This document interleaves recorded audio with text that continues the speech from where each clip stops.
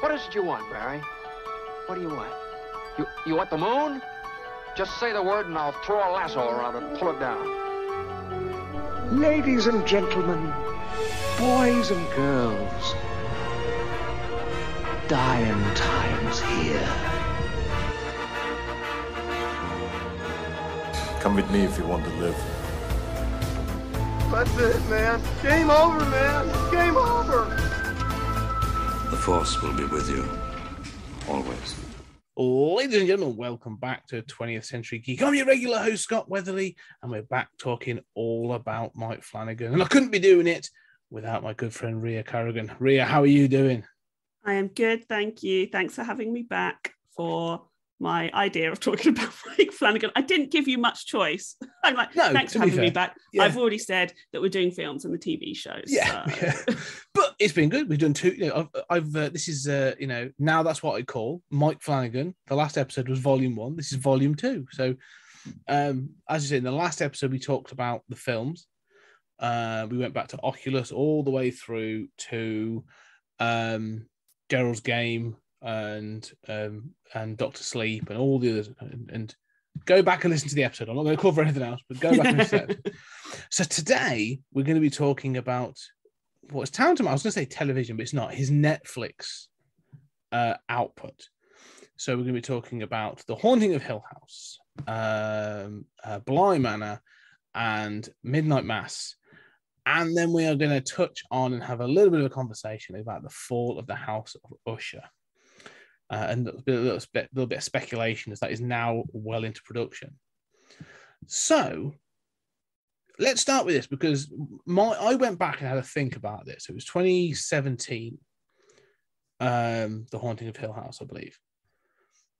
And it was one of those things that I'd had, because you get the email from Netflix, like, here's all the up and coming stuff. And it was there'd been a little bit of buzz around it, but like not masses beforehand. It was like, I think Netflix knew they had something, but there was like there wasn't a massive amount of buzz. It was just sort of like, it was on my recommended list. So I added it to my, I thought, I'll watch this.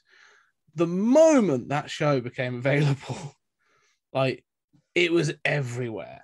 Like I remember sort of articles about it and everything. But what are your memories about that when it first came out? So I had my daughter in September 2018. End of September 2018, and Haunting of Hill House came out on the 12th of October 2018. So she was 2 weeks old. Wow. And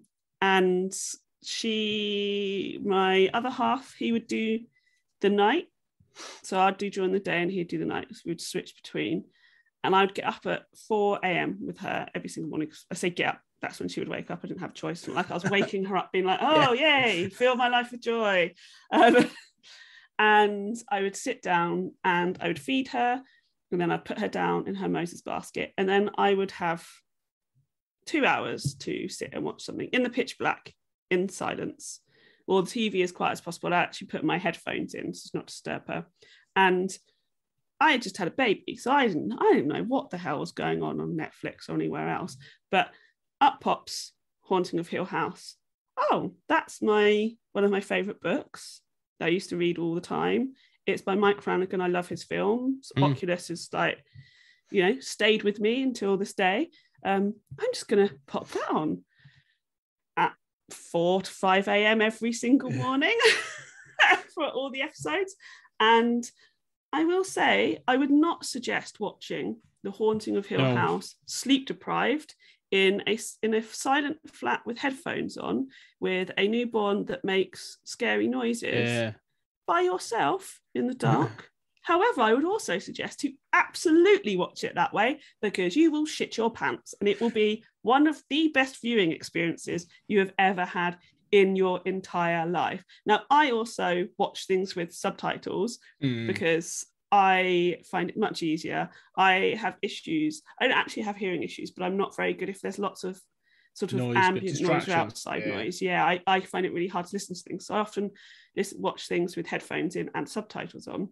So also watching this with subtitles was like brought something wholly different to the experience. So I only had one friend who watched it and I'd be like, oh, when they said this, like it it referred to this thing and that thing, and they like completely missed that as well. So I was just like, so I think I was just getting more freaked out and more scared by things due to the whole situation, and then also being able to read everything that was going on. all the like theories whispers in the background. Yeah, Well, this is one of the things. It's one of those shows that, like, it sounds a cliche to even say it, but it benefits from repeat viewing. Oh, absolutely, Because when I agree on what you were saying before, because I watched this and I sort of binged it in like 3 sittings. Because I'm a contrarian. I'm an absolute sod for it. When everyone's buzzing about something, I'm like, I'm not watching that. Screw you. I'm watching this other weird thing or something from like 50 years ago. Like, that's unfortunately just the way I work.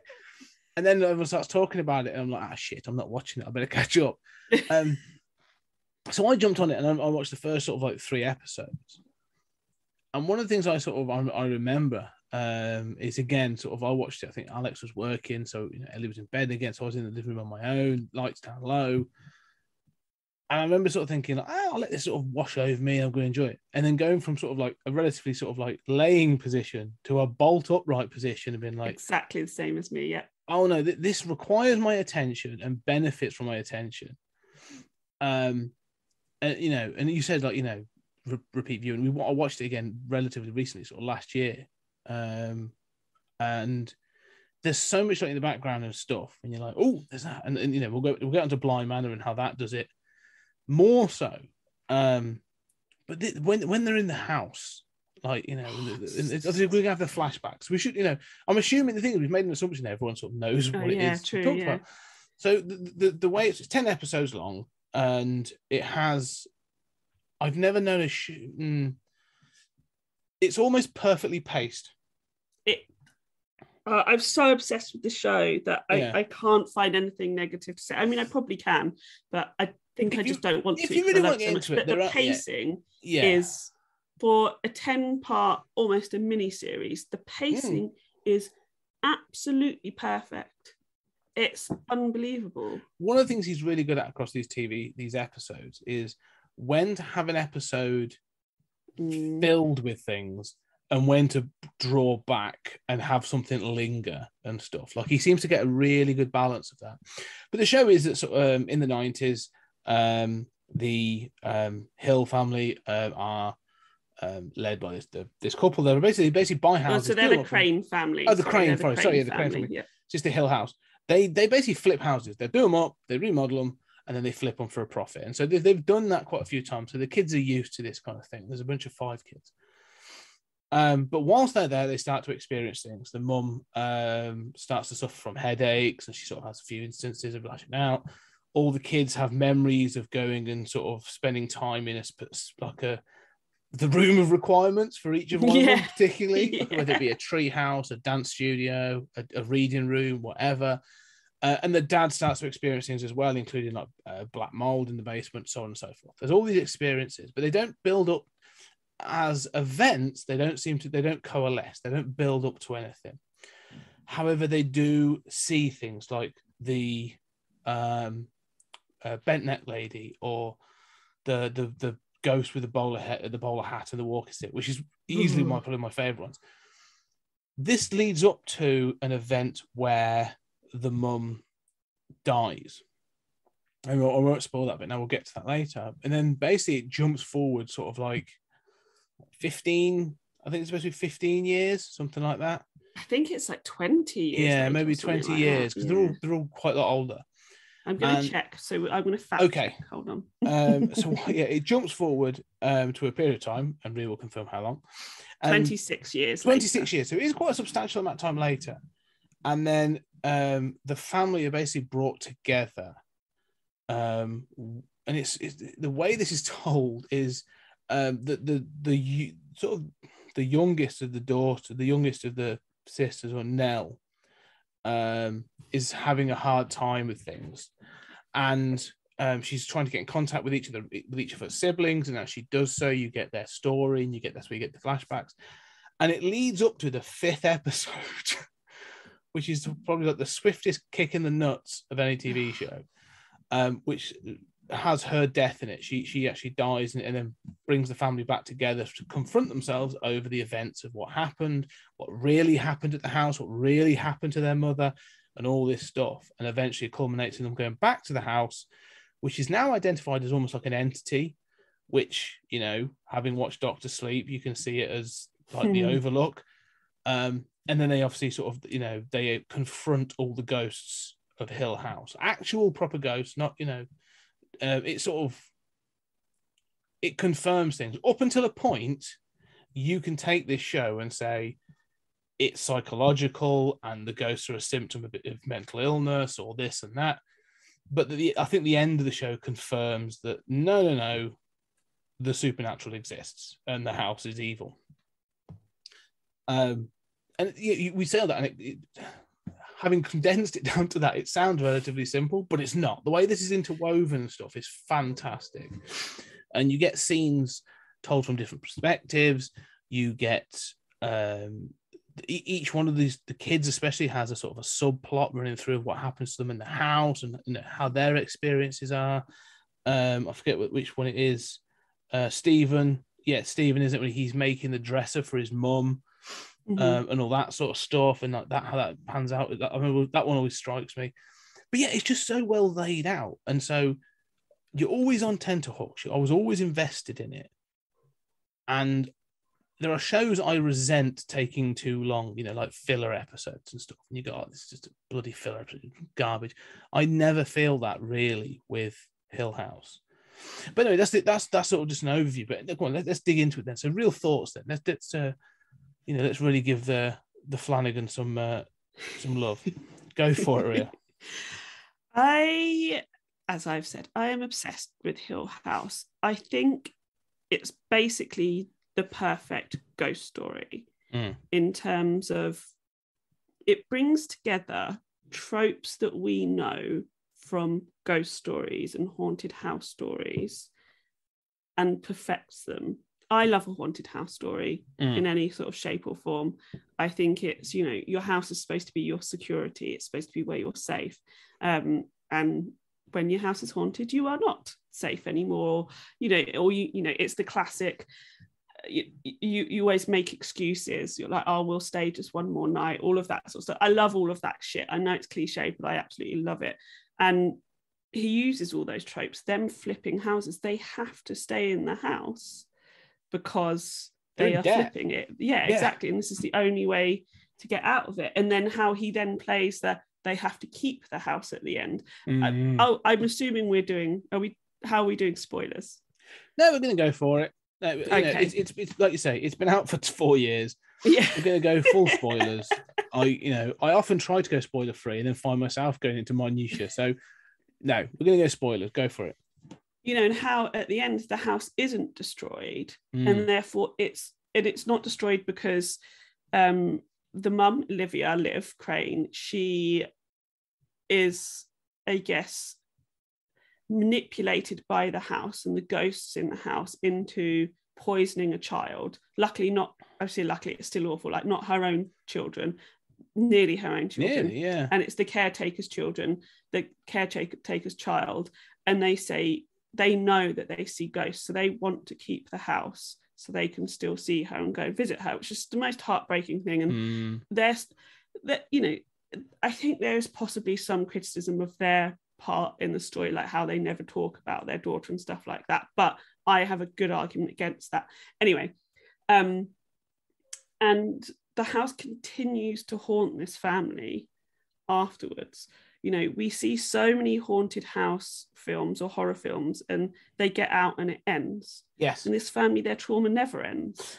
I love that about this. Isn't it so, like... It's one of the things, like you say, to talk about haunted house, I want to sort of... the history of haunted house films, in particular, or haunted house stories, is I always find fascinating, because you go back and... you said Shirley Jackson wrote this. It was released in the 40s as a novel, short novel.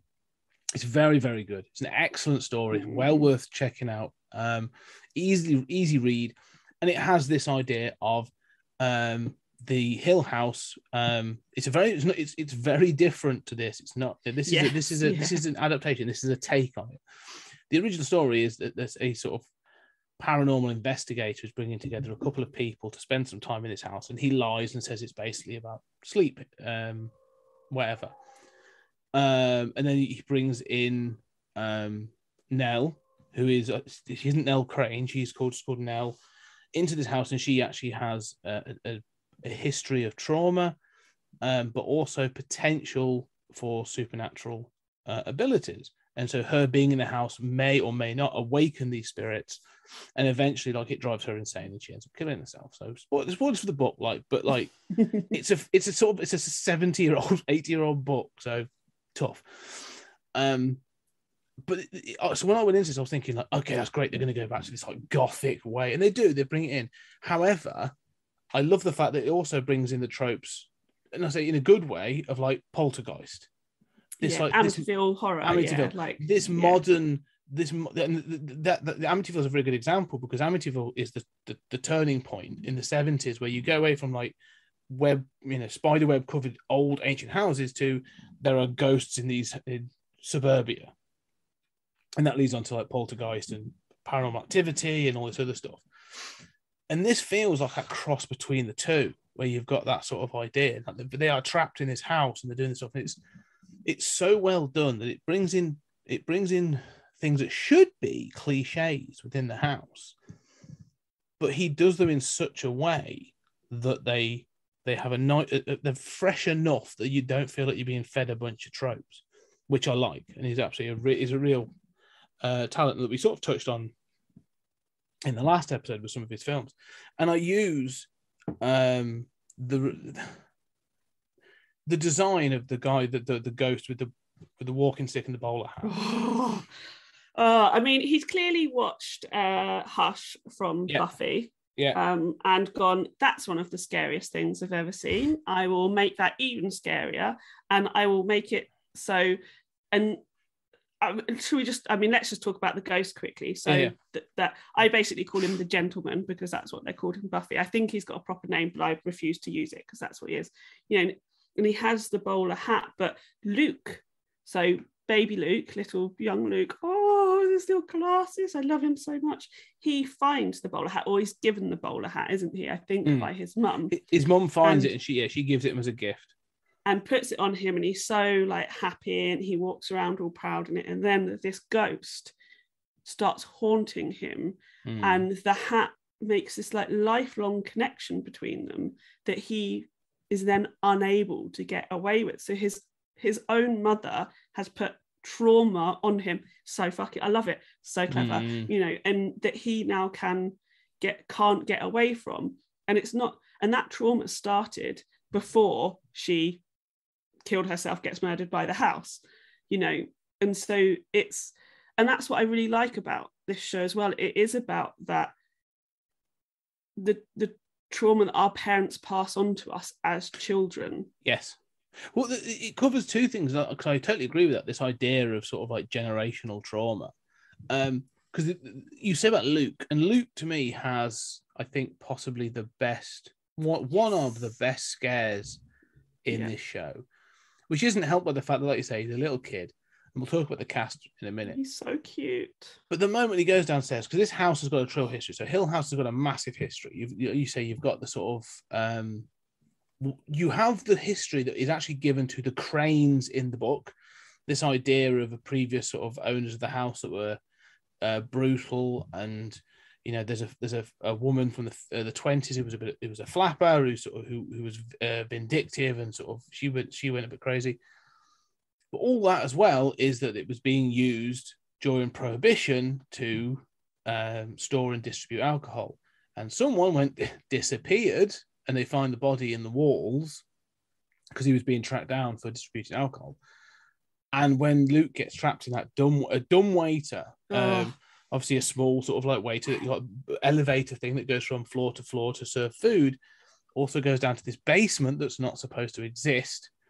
And this thing crawls out after him and gets him. Like it tears him up from his pajamas.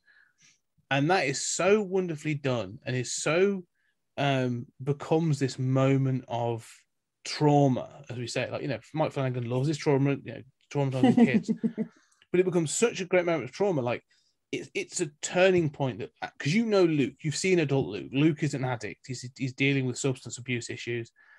And when you actually see this, you're like, oh, that's the start of it. Like, that's the point. Like, that's the bit that, like, something snapped, where he's like, I can't do this on my own anymore.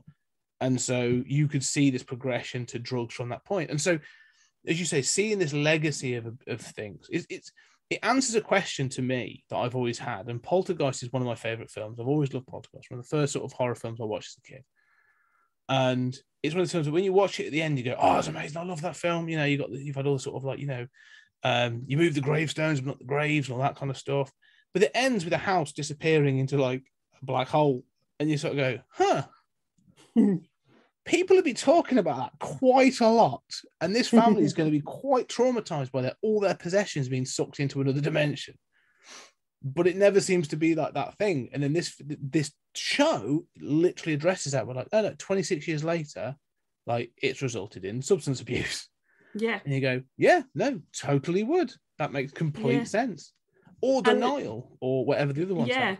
And that's what I love. It's, I think so that particular episode, so that's episode 4, the twin thing. And I think that's when this show really starts showing you what it is and what it's about. Because at the beginning, he does a great job at you getting a sense of all the characters and who they are. But episode 4 is when he starts bringing in all these different threads of what happened in the past and what's happening in the future. And you see what happens to Luke, and he comes out and his parents don't believe him.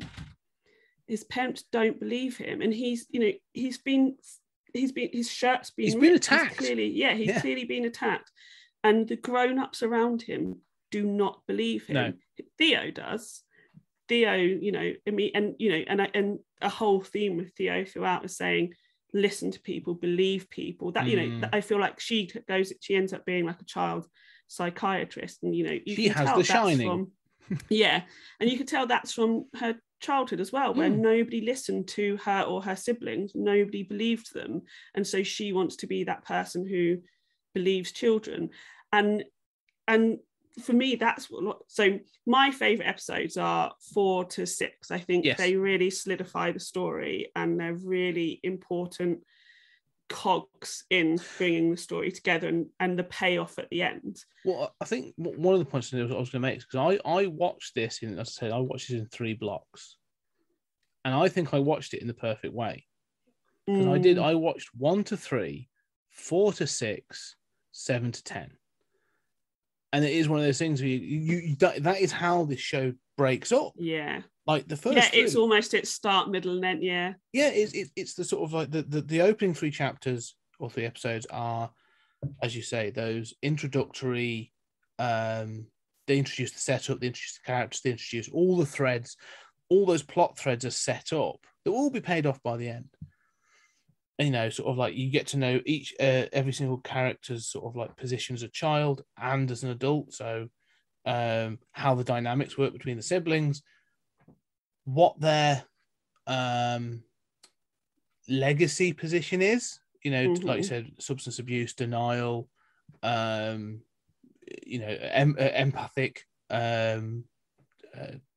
psychiatrist, all these different pieces, like what that sort of led to. You get all those bits and pieces. And then it's like, and now for like the big sort of payoffs, you get the twin thing. And episode 5 is, I think that's the bent neck lady, isn't it? Bent neck lady, yeah. Yeah. And that's the sort of like the real turning point, because then the one after that is the sort of like the address, and they're all heading to the funeral and stuff. And so that 4, 5, and 6 is an emotional roller coaster. Like an app, because the bent neck lady sort of, again, we've talked about one of the ghosts. And so Nell experiences this thing where she witnesses this phantom, this entity called the bent neck lady. And she sees her, and there's one of my favorite visuals in this is when sort of like she's been laid to sleep on the sofa, and everyone thinks she's sort of laying there. Oh, look how quiet she is, look how cute she is.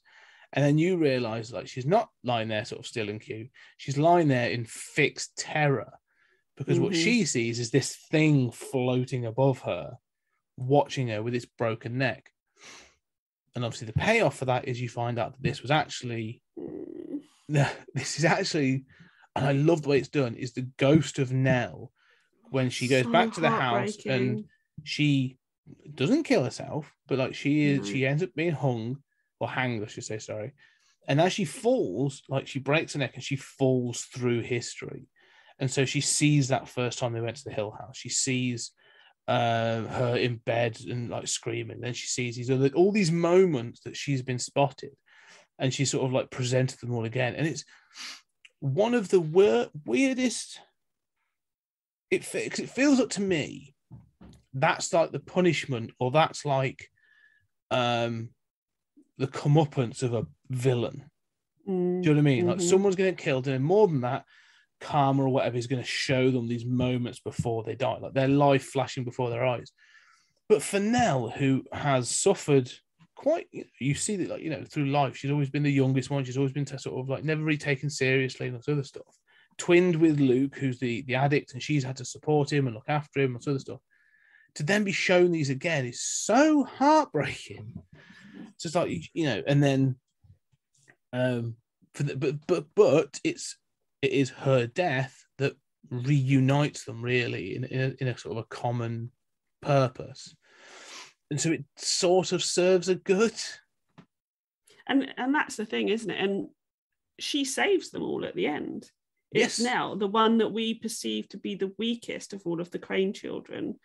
You know, that the one who hasn't at all, like Luke, because they were the youngest, right? When they flee, when they flee the house, so they don't remember their mum very well because they're really young. You know, they don't really know what happens because children, especially at the age they flee, misinterpret things, or you know, all of those sort of things. So her and Luke are the two who are the most traumatized, and Luke escapes through drug abuse. And Nell doesn't have that. She just lives with it every day, and she's, you know, clearly got mental health problems, as you would, following all those traumatic events, you know. And she's so isolated until she meets Arthur. Jesus. Which is just, it's like, it's a proper Up moment, isn't it? Like Pixar's Up. You're like so happy, and then he dies, and she thinks the bent neck lady killed him. She appears. Yeah. But obviously the bent neck lady didn't kill him, but she can't separate that. Yeah.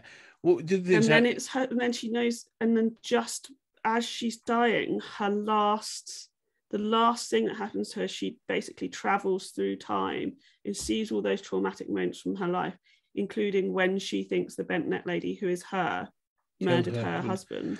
I mean, we should say about Arthur, because she one of the things that Nell has is sleep paralysis. I have sleep paralysis. It can fuck off. Yeah. Well, it's one of those things that sort of like, you know, it gets lumped in with things like, you know, shadow figures and, you know, like black entities and all those sort of things. Goes back to witch. I see a demon witch. Yeah, it's unpleasant. I've had it twice in my life when I was at university. Not since. And I never want to think about it again because it was horrific. But yeah, she has this thing, and so she meets Arthur through sleep treatments and stuff, and they get together. He's like, you know, and they are a wonderful couple, and it's really cute. And then it's I can't describe it because it's one of the most heartbreaking things. This episode's like, I don't know, it's like, you know, you say things about like Mike Flanagan, and it's like sometimes he just wants to really torture his viewers. He wants us to suffer the same anguish. Yeah, really. So she is suffering from a moment of paralysis where she's struggling to sort of, you know, gain control of her body again because she's in this form of paralysis, and she sees her husband collapse and he has an aneurysm, and she's put. I'm going to put it nicely, really, but she has put everything in. Like all her eggs are in this basket. Let's put it that way. Yeah. And so when that gets taken away, like it's a spiral moment for her. Which is then made worse when she sees that Luke's, you know, potentially relapsing and all this other stuff because he's clean at the time. But then you realise that they share trauma. So they are linked through a trauma. So when she suffers, he suffers. And when he suffers, he goes back to the drugs and stuff. And when she dies and he's saying he can't get warm and his neck hurts, he's got pain in his neck. And they all think he's just relapsing or he's going through like withdrawals. But it's because he's because Nell's dead. So when Nell is experiencing trauma, does that line up when Luke starts using drugs again? It does. Like, right. If you watch this, there are hints at it where like every time she's suffered, like that's when he relapses and stuff, or like something will happen. And so they share this trauma. So like they're linked in this way. And it's again, you're like, oh my God, it's so yeah, up to sort of 5, and then obviously it's like 6, it goes into the sort of like the telling of everyone. And it's just like I say, it's just I remember the first time I watched it, I had to stop after 6. So I almost stopped after 5. I was like, no, I've got time, I'll watch one more. And I couldn't. Like you get that emotional exhaustion where you're like, no, I'm done. Like I am exhausted emotionally from trying to do this, so not going to do it anymore. And it's just so well done. It's the kind of trauma I would say that on many TV shows you would probably get the impact from like season 3 or 4 of having been with characters, not 5 episodes. Yeah. So I think that's again one of the talents he's got of making you engage with these characters and sort of care. Especially some of them who aren't likable. Stephen and Shirley are not likable at all. I mean, you understand why they are the way they are, but they are not likable, and yet you are on that journey with them, and you don't want anything bad to happen to them. And that's great storytelling. Yeah, although they are unlikable, one of the things we should say is like you realize there's a reason that they're unlikable. Oh yeah. And that's one of the things, because when you start to see, like, especially like, say for Shirley and Stephen, I like the fact that obviously, like, you know, Shirley Jackson, Stephen King, clearly the 2 influences on this. As you see their trauma sort of unfolding from childhood, you start to go, yeah, you are kind of dickish when you're older. Yeah. But I can sort of see why you're that way. And so you give them that pass. Which then comes to, I mean, like Shirley in particular, like, let's talk about, well, firstly, we will talk about the moment, but I want to talk about the young cast, because we've been sort of jumping back and forth. And the elder cast is, again, a sort of a plethora of people we've talked about in the last episode. Carla Gugino, Henry Thomas, Elizabeth Ariza, Kate Siegel. We've seen all those before. And we're introduced now to Victoria Pedretti, who is this like one of her first things? This is one of her first sort of acting gigs, I think. And also Oliver Jackson Cohen, who I actually really like as well. I think the guy, and that's Luke and Nell. Now, yeah. The older version. They're great. They're so good in this. So good. And I'd never seen them in anything else. No. And I was just like, they are unbelievable. So good. But I actually want to shout out to the young cast, because I'm always, again, and we've said this, like, Mike Flanagan's got a really good way of directing and clearly gets great performances out of kids. But he goes back to some greats. I mean, Lulu Wilson returns as young Shirley, who played the daughter of Shirley, obviously, in Ouija 2. So she's great. I've always got time for Lulu Wilson. McKenna Grace, who I think is just becoming a star. The other little girl there, Violet McGraw, who plays young Nell. Who's like a dot. Like, she's so cute and so little. And the same for, I love her so much. Yeah, but she's really good. Like, she's so good. And the same for the others, like young Stephen, Paxton Singleton, and then young Luke, Julian Hillard. The kid cast in this, like you say, when you are sort of waiting half of your show on a young cast and having them to portray anxiety, fear, like some real weighty emotion at times, and they do it well, it really works. Because that could have ruined this show. If every time you went to a flashback and you were like, oh man, I can't deal with the kids. Like, they're irritating. Like, if I can't deal with them. And so I think I really want to sort of give the child actors that credit of saying, like, you stepped up to be on par, if not better, than some of the adults in this show. So it is just worth noting. Yeah, I couldn't agree more. They're all fantastic, and they're asked to do really complicated things. You know, there are times when they have to, in one scene, show multiple emotions, and one of them is often being terrified, and it is not easy to act terrified. We've seen that for many child actors in stuff. You know, as actors, I don't say they're asked to act traumatic things, but I think they're asked to do things that adult actors would not be able to do. I'd agree with that. And it's really impressive. Well, the reason I got into that is because I wanted to just quickly touch on, we talked about the young actress, the young Shirley, and the reason she becomes a mortician is so good. Absolutely horrifying.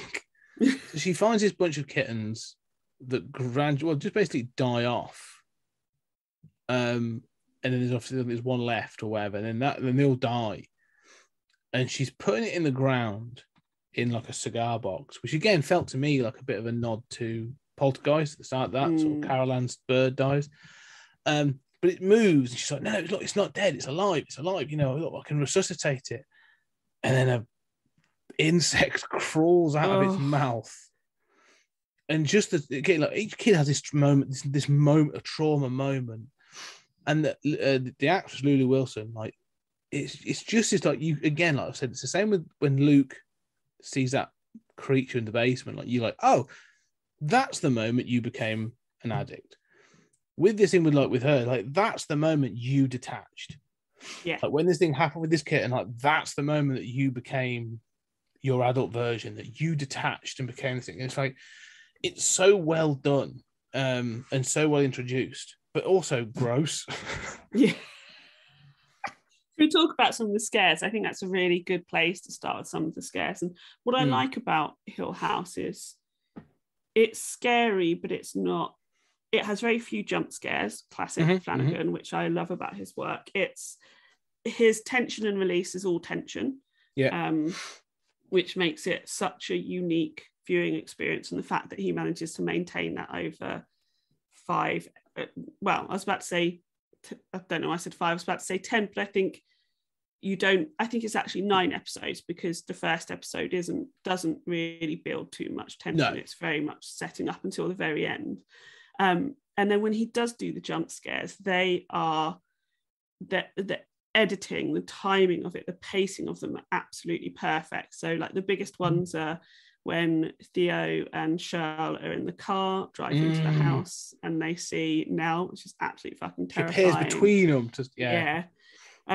Nell appearing for Stephen in the first episode, Bent Neck Lady appearing to Nell at the motel, sorry. And then we get Theo as well in Shirley's house after the funeral. And so it's Theo and the dad as the things calling out. And then all the other scares, you know, especially the ones that happen to the children, there are big ones like the banging on the walls and stuff like that, but it's more, and you know, and the figures that come into the rooms and stuff like that, but nothing happens to them when the figures come into the room. You know, they close their eyes and get scared, and then the figures are gone. There's no release, there's no. You don't get to jump, so the tension builds and builds, and then it'll just be like a scary face in the basement. And so you never get that release, you never get that adrenaline release. So you're there for 10 episodes, getting wound up.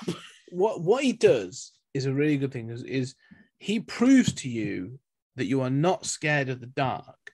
Yeah. You're scared of what you think is in the dark. Yes, lovely. So what he tells you repeatedly is, oh no, there is something out there, and I can do bugger all about it. Yeah.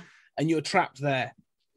And so God, when Luke's walking and bowler-headed gentleman's behind him, and Luke's got basically OCD and does the counting, and he does it for 7. Every member of the family, the 7. And that fucking shit scary ghost is just behind him, and Luke's counting and counting and stop doing this to me, Mike. It's that sort of thing. But that's the thing, isn't it? Like there is no payoff. Like what you sort of realize as well is, because the event, the things that hurt them, like the house, it's the house. Like we realize it is the house. Again, like we said, like the Overlook is an entity in and of itself. Like it corrupts, it targets, I won't say the weakest one, but it targets a member of the family. Of course, it targets the mother, because mothers are naturally vulnerable, because in society we can never do anything right. Whatever way we raise our children is the wrong way. And you see that Liv is almost a free spirit, but Liv is trying to not live to the constraints of her gender, of her sex. She is trying to, I don't even think she's trying to, I think she's just naturally, she's not the doting housewife. She's not there cooking dinner, she's not doing all of that. But there's still mothering guilt in her, as we hear, like, can she keep her children safe? The house is telling her no. So it preys on that, because that's what you would prey on with a mother. With Hugh, the father, they're preying on the fact that he wants to provide for the family. He needs to flip this house by the end of the summer so that he can move his family and his wife out into a house so they can have money, he can keep them safe. So he's stuck as the patriarch role. And then you see that when they move out of the house and he cannot look after the children. He is traumatized by it. The whole thing, is also stuck in his role of being the father. He is not able to break out of that and be mother and father. And you see that when it's his episode and he wants to talk to them and he wants to tell them, and he's so stuck in his societal role as a father that he was never able to do that for them. And so the house preys on all of these things and what's expected of people, and that's how it gets them. Well, this is why I'm convinced this happens in the same world as The Shining. Like this house exists is the same as the Overlook. And I like the way you sort of say that, like, if you were to take The Shining and Jack Torrance is sort of like the manipulation the Overlook has on him, it's that thing again of sort of isolation, being responsible for the family, the frustration of being, it sounds horrible, but the frustration of being lumbered with a family that, you can care for when you want to be a writer or an author or whatever. Like, it picks on those things, but they all result in a different end game. And so with Jack Torrance in The Shining, it results in violence. And you see that almost with Henry Crane, like, there's that sort of like frustration and stuff. But before it gets to him, it gets to Olivia. Mm-hmm. And I like the fact, and I don't know, I'm going to lean on you for this one, because poisoning is a natural, is a female tendency. Like, whenever there's been sort of female serial killers or female killers, it's often been poisoning. And so for her to use the rat poison and stuff felt right, but I was like, is this a trope too far? I don't know. I'd lean on you for your guidance or your thoughts on that one. I think it makes perfect sense. So I would say my not backed up by science theory that women do a lot of poisoning is because women are expected to cook and provide drinks and wait on men. So the easiest way to get rid of them would be to poison them, because you just put it in their food or their drink or whatever, and then it's like, fuck off, you bastard. And also men are physically stronger than women. Unless you're like Serena Williams, who's like the best badass woman around. I dare any of you to take her on. She'll kick your butts and it would be amazing. I would pay so much money to watch it. I'll give it a miss. I'm all right, thanks. So we as women, as if I just go around poisoning people, have to find slightly more cunning ways to cunning is a good word. It's that sort of like subtlety, isn't it? But then with Liv and with children and doing the poisoning, from the very first episode, I think it's Nell's asking for a tea party, asks her mum, she asks all of her siblings. So the house knows that's something that Nell wants. It's a weak spot. So the house, and the house knows that that's how to get Nell, and obviously then get Luke into the room, along with the daughter of like the groundskeeper. Her name's just completely gone out of my head, which is terrible. It's the perfect way, Abigail, that's it, isn't it? Yes. It's the perfect way to entice them in. Entice them, but it's the innocence. It's the innocence of a tea party and the nefarious thing that's happening in the tea party that makes it so shocking. Yes. And I say like that again, because I also like the twisted logic that the house has sort of applied to her through these other ghosts, that like, no, this is a dream. The world is a nightmare. Like, you cannot let your children go, because once you let them go, you cannot protect them anymore.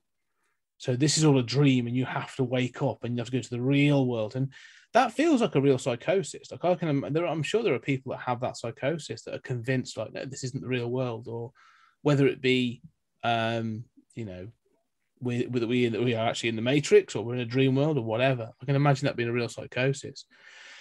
So again, like, it drip feeds this almost like an easy answer of like, yeah, there's a reason this place is shit. It's not the real world. You are living in a nightmare. You have to wake up. And so I like that as well, that she sort of gives into that, you know, that logic, that twisted logic that leads to that place. Aware of time, because I want to we could spend the whole time on this sorry, one, but we talked about this for a very long time. There are a couple of things, and I think you said about the scares and stuff. We've talked about that, and there are jump scares, but the fear comes from the tension, as you said, that builds up, and it sort of this does lean into sort of melodramatics at times. I think the funeral, when they're at the funeral parlor, it does it a couple of times, but it's shot so well. Like that thing had, you know, when it has like, there's like long, I don't know how long it is, but I think there's one that's like 14 minutes. Like there's a cut that's like 14 minutes. All about how it was done. It is so impressive. Yeah, it's genuinely so impressive. Like I can't go into all of it now because didn't they have like moving walls and things, so the camera could keep going, and then it come around and put the wall back up and all this other stuff, and then like moving the actors in and out of the scenes and sort of like trying to do it. It's so well done, and not gimmicky. It could come off as gimmicky. Yes. You know, I have very strong feelings about Birdman. It's a pile of shit and it's very gimmicky. And this does not come off like that. You know, it comes off as it fits the story, it fits the narrative. It's not to show off. Even if it is to show off, you can't tell that he's showing off. And that's why it's so fucking good. But I don't think it is to show off. Because if it's to show off, I think it becomes... you would do it for a scare payoff. You would do it for a big payoff. Like if you're not paying attention, that whole episode, you'll go, oh, it was a good episode, that. But like you wouldn't go, there was all this intricacy into it. Yeah. But what it does, especially in those long cuts, is because it's during a storm. They're in this parlor, the funeral parlor in Shirley's sort of the house, the back of Shirley's house, which is the funeral. So it is a funeral parlor, funeral, whatever you call it. And what it does by having those long cuts is you are trapped. Yeah. Edits create a release because you are shifting from one thing to a next.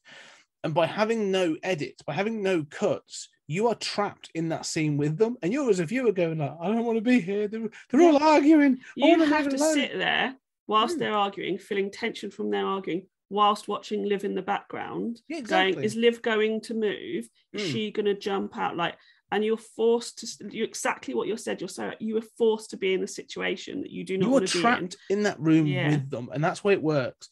So I don't feel it's for showing off. It could be, you know, he could easily step out and be like, you know, I did this and look how cool it is. But it's more about, it's done for a purpose. It's done for a storytelling purpose of, no, you are trapped in that room with them as they argue and fall apart, and you've got no escape. There's going to be no cut to them stropping off into a different room. There's going to be no cut to outside and somebody in a car or whatever. Like, no, you are there with them. And it's very, very effective. And I think that's sort of why it works so well. Should we shift to the end? Let's just go straight to the end.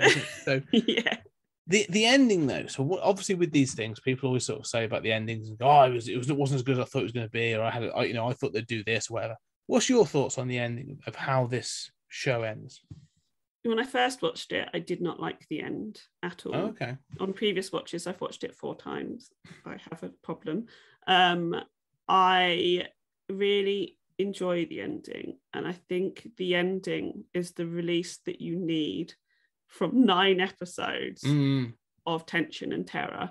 And I think it offers a good explanation of what happened and what has happened, because as you know, I love horror films as well, and mostly the endings are disappointing and they shy away from providing a satisfying ending with an explanation that you will accept. And I think for Hill House, I sit there at the end and I go, yes, this all makes sense, it all ties together, this ending works perfectly for what I have just experienced. It leaves you with enough ambiguity, because I often think that like people claim ambiguity when it's actually just laziness. But there's no explanation. It's like, you're not getting a full explanation of the house. It's not like it was built on an ancient Indian burial ground or any of that shit. It's just like, but that you get enough explanation about this family. This story ends. And so there could be other stories. There could have been stories before. And we know there's stories before, and there probably will be stories after. But this story ends. And I kind of like it. However, it's one of those odd endings, because you sort of get the satisfaction of the reunited, the husband and wife, and Nell is there in the red room and all this other stuff, right? And then they see this thing. And you also get the epilogue of the caretakers and stuff, and it's whatever, but like, she is he takes her there and she dies in the house, and she joins the ghost, so she joins her daughter. And so they slightly play these moments as victorious is probably too strong a word, but like as moments. They're meant to be good. However, oh my God, they're not. They're so depressing. No, but that's the thing. Like, to me, I was watching this when I watched this last year. I got to the end, I was like, okay, well, they're unified, but they're still trapped in the evil house. Yeah. Like, there is no good here. Like, the family gets some resolution, but other than that, like, it's for the people trapped in that house. Like, there's still that element of what will it do? What the house still has control. Like, the house isn't defeated. For the Cranes, I feel that it's either an interpretation from the grown-up brothers and sisters that Nell and their parents are together and safe and happy, or it's the ghosts of Nell, Hugh, and Liv saying to them, we're fine, because they need them to get out of the house. Yeah. That they're like, don't worry about us, we're fine, glowy, glowy, happy, happy, because that's the only way they can get the rest of them out of the house. Yes. Otherwise, they're going to try and come back and save their souls and be trapped. And Well, I don't know if this will change an opinion, but since it's always been released, obviously Mike Flanagan's talked about it a couple of times, and there was a line he mentioned in an interview I saw or read, I can't remember, but it basically, people referred to the Red Room as the heart of the house, that room of requirements. Sort of, it was there for each of the siblings when they were children. It was then there for Olivia when she wanted basically a murder room for tea party. And he was like, yeah, you could see it as the heart room. He said, but I sort of see it as the stomach. And he was like, because that's the room that starts to sap your life force. And that's the room that sort of like, it gives you what you want. He sort of said it like as a room that tricks you. Yeah, it's like as a Venus flytrap. It sort of entices you in, and that's when it starts to trap you and stuff. And I was like, so that ending then takes on a whole different meaning, as you said, when they're like, as that door closes, it's almost like the Venus flytrap closing on them and them going like, no, we're fine. Go. Yeah. Bye. Yeah. Oh, everything's great. Yeah. We're trapped in hell for eternity. Bye. Yeah, it gives that sort of like that ending of much, because then you see the epilogues of all the different things that are going on. And so it gives it that bittersweet ending, doesn't it? Like, it's not a victorious ending, but it's not a wholly depressed ending, because they do get to move on and do stuff. So I like that as well, that it doesn't give you that sort of like, it gives you enough information for you to make a determination, but it doesn't explain everything. But also, it's not like, these people are dead and everybody else is happy, happy, happy. It does have that thing of like, no, life is still going to be hard, but this story's over. And so I do like that. Any final thoughts then on the Haunting of Hill House? No, I think we could probably talk about it for longer, but let's not, because let's keep going then. Okay. We've got 2 other shows to talk about. We have. We'll get through them. So I think we'll probably spend less on these other 2. But yes, we'll spend a lot less time on Bly Manor. Yes, Bly Manor. So Bly Manor came out in 2020. Again, a further adaptation by Mike Flanagan of Henry James's Turn of the Screw. And again, it's one of my all-time favourite stories that's ever been told. Yes, and again, it's terrifying. It's a great story. It's not very long, so it's a short story. And again, when you read the book, it's one of those that has true ambiguity. It's about gaslighting. Like the story is a fantastic. If you ever want to know what gaslighting is when you hear it in the news, go read this story. It's the story of very much of this. It's depicted quite well in this, but it is about a nanny or a governess. Governess, that's the word. Thank you. I was remembering the word. A governess who comes to a house to look after 2 children, and basically things start to happen at the house, but you're never entirely sure if it's supernatural or if the master of the house is sort of like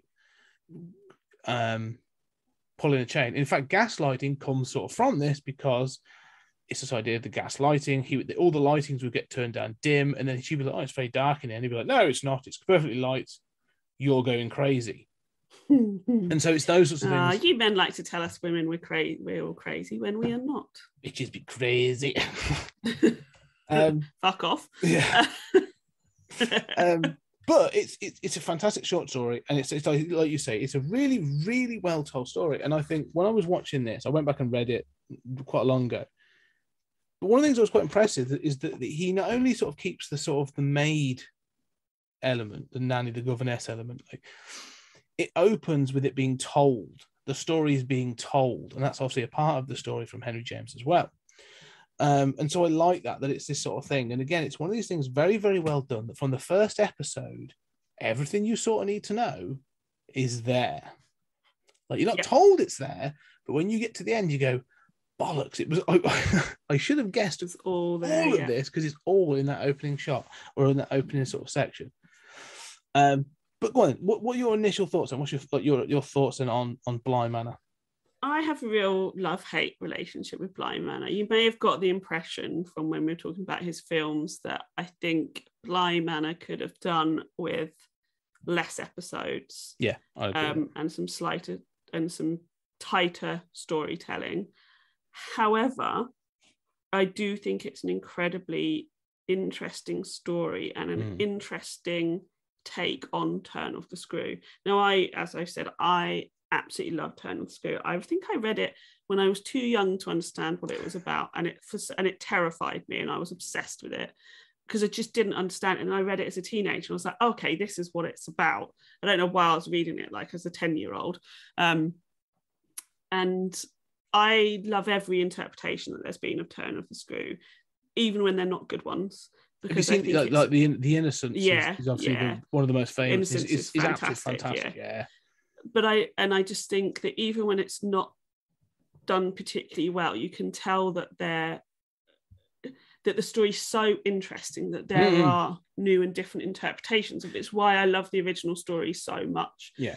And this, I like that it's used as the source material, and I like that it takes the key elements from it.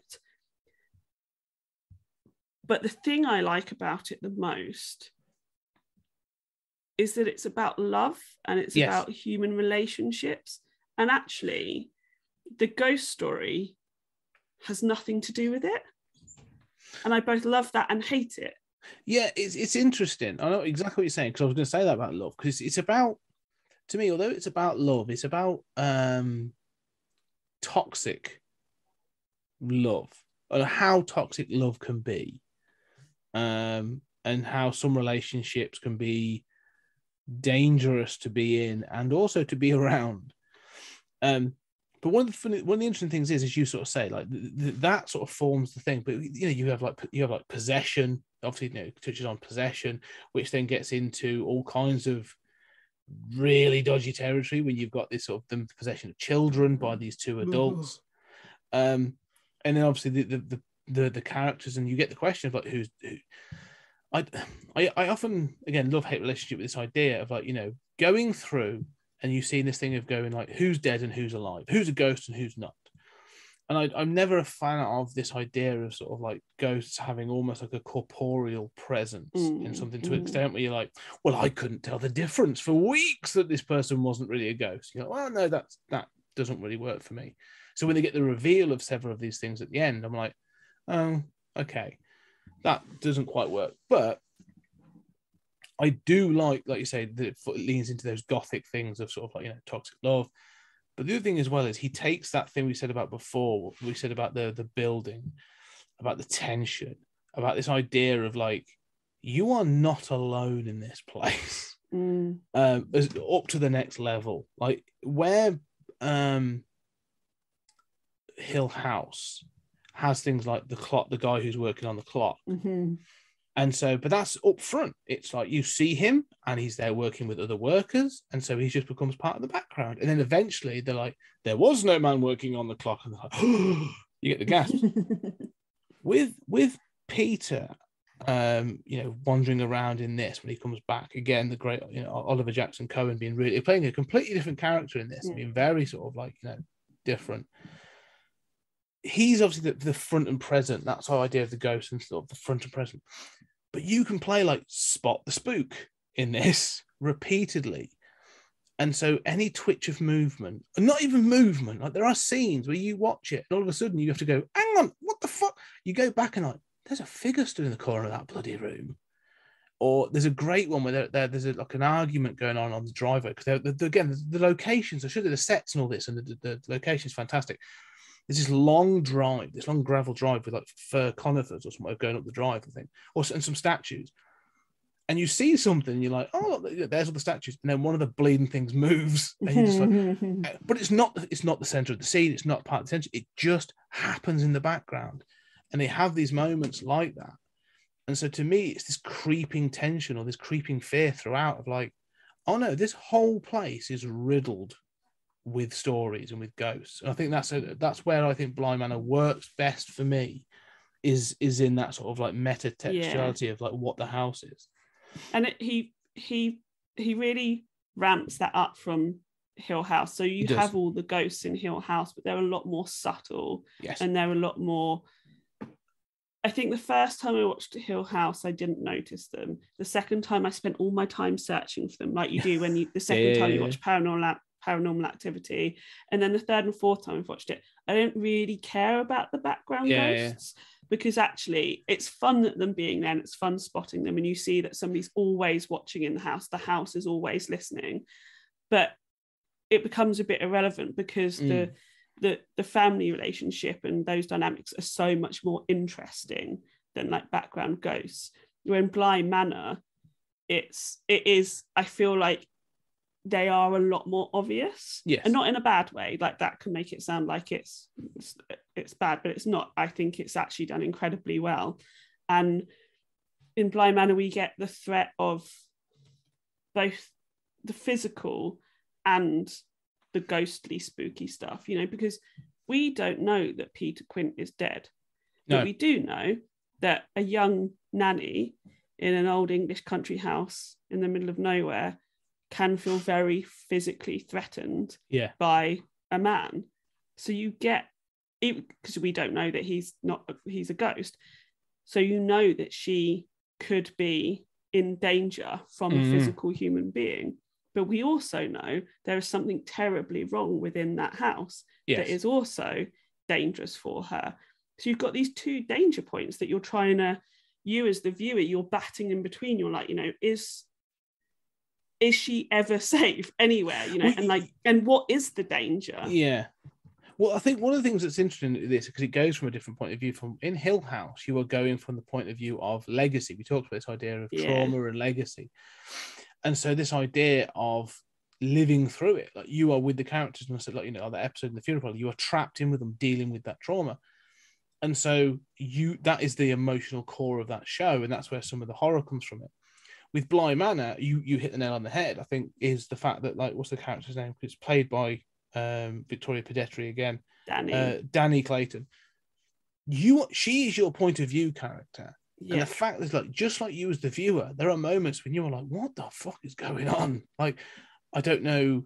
You will see things. And again, like when Peter, like you say, they have that great moment, like, which is in many of them, it's from the book, is he, looks in through the window, but then when she runs outside later on, like she sees him on the balcony or on the balustrade in part of the house that's been closed off, and there's all these other moments, and you're like, is he in there? So you think, like, say, he's like stalking the house, like some sort of Heathcliff kind of nutcase character. But then, like you say, you learn more. So you are there as her, and it's the dizzying effect of the unknown that keeps you as the viewer. Like, it's a completely different experience And that's one of the things I do like about it. It does take a different tact. It's like, oh no, we're going to throw you in there, and you are going to have to sort of like piece this together, which kind of works. And that's why I like some of that stuff, because you are so, again, like when you watch it the first time, or when you start to spot the ghosts or the movements or the figures or whatever. For me, the reason it works is because, like Danny, you're going like, I don't know what this thing is, I don't know what this place is, and so every time you see one of these things, as a viewer, first you're saying, like, is it important? Do I need to have noticed that? Or is it a threat? Or is it just a part of the house? And so it becomes like that different fear. Like where Hill House was the threat, now it's like, what is in this house? And we don't know about. So I kind of like that different take. And it's such a weird show. So I've watched it a couple of times now. And I do think it's good. I think it suffers from coming after Hill House. Yes. Which I think does it a massive disservice. And I try not to compare it. And that's why I enjoy it more on repeat viewings rather than the first viewings, because I had very high expectations. But there's just some things about it that are just good. Mm. And I mean that in the most complimentary way. And the relationships between characters, the relationships between Hannah Gross and Owen, just one of the sweetest romances. And, it turns into a romance, but at first you think it's a friendship. And it's like the most sweetest and wonderful friendships I've seen on screen, and I mean, it helps, as always, two incredibly beautiful people looking at each other and being adorable together, but their chemistry is insane. And then what happens to them is just heartbreaking. And then you get the same with Danny and Jamie, and they're a lesbian relationship, and nothing's said about it. Nothing's said about Owen and Hannah being a mixed race relationship. They're just relationships that are presented on screen, just people, as people, strong, interesting relationships. And it's so for me, I'm like, do I want to see more of that, or do I want more of the horror? And that's where the conflict for Bly Manor comes in for me, and where it doesn't fit well. They're two really interesting, strong stories, and I'm not sure they fit in the same space. I think when it moves away from Bly Manor towards the end, it both gets stronger and weaker in different measures. And I think you're totally right, as it becomes a bit confused as to what it wants to be. I think this suffers from the fact we talked about sort of The Haunting of Hill House. The novel is like 150 odd pages, 270 pages long. It's a short story. It's a novella at best, and there's a lot in there. And he obviously had an awful long time for it to gestate in his mind and for it to become something. And so you've got this thing of years of planning and all this idea and all this production stuff. This came 2 years later. And in all honesty, I would say it feels rushed. Yes, I agree. Because I think it's where Netflix have said, we want 10 episodes. And he's gone, I can give you 6. And they've gone, we want 10 episodes. Push, I can give you 7. We want 10 episodes. He's gone, all right, I'll give you 10 episodes. And where I said about in Hill House, there was not an episode where I resent anything, where I'm like, this is filler. With Bly Manor, there are episodes where I'm like, this is filler. Or where the Jolly Corner, the episode with Henry having an affair with his brother's wife. I hate that episode. It doesn't drive anything in the overall thing. And again, where in Hill House there were things that lingered, as I said, that pace of like, a lot or slow and lingering, like it all felt intentional. But I don't get that same feeling from Bly Manor.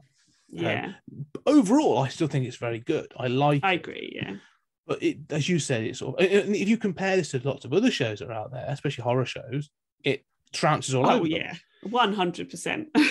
I mean, and in some single episodes, the Hannah Gross focused episode is an absolutely stunning episode of TV, wherein it's got to be like 50 minutes, an hour long. You get a whole story told that is completely clear and you completely understand what happens to that character. Yeah. And that episode is absolutely genius. But I think that's one of the things that I think this thing suffers from, is because you do get those episodes where it's clearly clicked and he's gone, I know this character, I know what's happening, I know what I want to do with it, and you get something on the level of Hill House. But then there's other episodes, and I honestly think the one where I can't remember because it's been a while I watched it, but one where Danny and Jamie move in together and it's got all that stuff, and it's sort of like it repeats things quite a lot. Where I'm like, this episode could easily be 15-20 minutes shorter. Yeah. And so you start to, and I feel bad that I'm going like, I do love this relationship. I love that, this is what saved them both and other stuff. However, I'm a bit bored of seeing this shit now. Can we move on? Yeah. And it's so true. And I think that's where it suffers. And other strong episodes are the one where we get the flashback of what happened to Danny with her fiance. It's an episode that helps us completely understand who Danny is. And that could be a standalone 1 episode TV show, just that single episode. Like, that's how strong it is. And so I think you're right. It's like, why don't we just have 6 episodes rather than dragging it out of exceptional TV? Yeah. And I think that's the thing, like I say, it's 9 episodes long. If this was 2 episodes shorter, I think it would be brilliant. Much, much stronger. It makes me think of, like, you see those, you see those images like where they show like a horse, and the back end is all sort of like, immaculately drawn. And by the time you get to the head, it's been done like a 4-year-old. There's episodes like that, and you're like, oh, okay, this sort of trailed off. One thing I would say that I often think about in this, and it's unfortunate because the thing with the mirrored glasses. Harry Potter. And the lights, but it becomes the lights. Unfortunately, all it reminded me of is a joke from The Naked Gun where the Leslie Nielsen character has a dream about sort of getting together with one of I think it's the first one with the female love interest in that, and she opens the top and there's 2 headlights flashing. Yeah. And he's they do that in Hot Shots, don't they? They've done a similar thing in Hot Shots, and so you think like, I'm like, I've seen this as a joke, and so unfortunately, because I've seen it as a joke first, it doesn't have the impact I think you want it to have. And then he perfects it and does it incredibly well in Midnight Mass. Yeah. So I'm sort of like, let's just forget that happens because he perfects that in the next show. It's done with a much better effect. Yeah. In the next one. But really, I think, like I said, we won't spend much time on this because I don't think, the thing is, Bly Manor does pale in comparison. It suffers from that second album syndrome. Yes. Where, absolutely. It was rushed out. Everyone's like, oh, can't wait to see what this genius is going to do next. It's good, it's solid, but it clearly feels rushed, and a little bit sort of like not as tight as it should be, but still has some fantastic moments of like, it's not like a complete fall. It's not like you're watching this thing going like, well, that was a complete bloody car crash. It's definitely okay, I'm not as big a fan of this, but I still see so many elements of this I really like. And I think it needs to be said that the acting, apart from the 2 children, the acting is phenomenal in Bly Manor. Yes, absolutely phenomenal. I couldn't say it again. I think the whole cast again are really good. I think that they all do pretty well. I wouldn't say there's a cast member that. Oh no, I tell a lie. Sit down. Yeah, no, I tell a lie. The one person that I find irritating in Bly Manor, and I'm going to find him, is Henry Thomas as Henry Wingrave. Yeah, but he gets a shit job. I do feel really sorry for him. I'm like, oh, you don't get to bring much to this character. Well, there is no character, and it feels like he was miscast. Like it's not how he does not feel like the character how he should be, and so I feel that was the problem with that bit. I was like, I know you're one of his regulars, you're one of his troupe, but you needed to find you a different role. It's nice that you included, but yeah, you get a participation trophy. Well done. Okay, let's move on then to. Yeah, I feel like we've got on a bit of a downer, so I want to bring us back up with. Yeah, let's Midnight Mass. We've had the lull in the middle. Let's get on to Midnight Mass. Yes. So Midnight Mass came out last year. It was 7 episodes. With 7 episodes, a bit shorter. This is not, as far as I'm aware, not based on anything. It's not an adaptation of anything. His original idea. You will see little Easter eggs from Midnight Mass in both Hush and Gerald's Game. So Midnight Mass is the book that the character, the deaf character, I can't remember the character's name, writes, because she's a writer. She writes Midnight Mass. Christ, so when her neighbour comes along and she's talking to her about her book, that book is called Midnight Mass. And then also, it must be in Gerald's Game, she's reading, or it's on the shelf or something like that. Midnight Mass is there as well. Okay. So what we're saying is his passion project, and you can tell, and I love it. So what you're saying is, though, is that firstly we're saying that Hush and Gerald's Game exist in the same universe. Yes, I guess so. Yeah. That's a Stephen Kingy kind of thing. Yeah. Now, firstly, I am going to say this feels incredibly Stephen Kingy. King, yeah. And not in a bad way, because I do like Stephen King. I think it's better than Stephen King. I was feels Stephen King, but better. It has a much better ending. Let's put it that way. Yes. Like he oh my god, the ending is so good. He provides a suitable ending. But the setup feels very Stephen King. Isolated community, single supernatural event, collection of characters. They're all there. Like we were saying before we recorded, sort of the zealot Christian woman, the local drunk, the outsider, who's like the POV character. We'll talk about that. So I felt that, but like you say, about halfway through, you're like, oh no, he's taken a concept, and like you said, it's a passion project. It clearly works. What I was surprised about, though, is this isn't a ghosty ghost thing. I was like, what's this going to be? Like Midnight Mass is going to be religious. It's going to be like The Omen or The Exorcist, or like it's going to go all that spiritual. No, fuck no. This goes a completely different path. We're getting so vampires. It's so good. I love it. So what? Yes, you clearly enjoy it. But go on, give me some thoughts then about. I love it. I love the whole setup. I love things that are Stephen Kingy, set on a small community. I love things set on islands. I think it either makes or breaks a story, and in this instance, I think it absolutely makes the story. I think it's absolutely essential to the story, and it makes all the motivations of people make sense.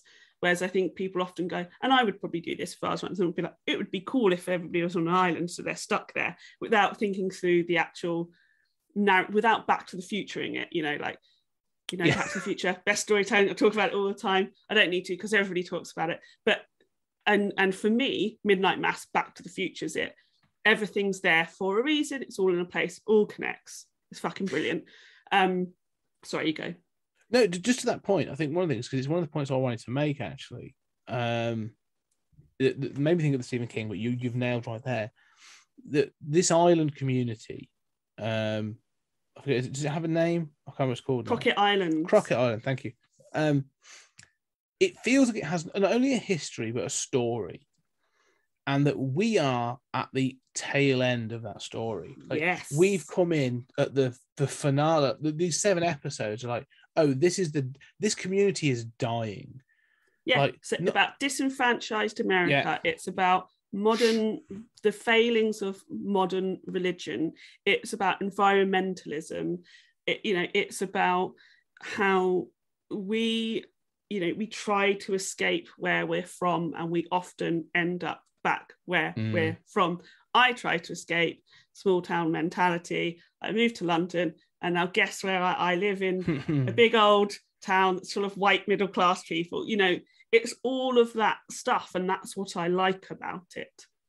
Well, it comes back to that idea of trapped, isn't it? Like we've talked about, yes, they're also trapped in many ways. Yeah, exactly. Like it took like the first. If you want to get really sort of like pretentious about it, they are all trapped on their own personal island.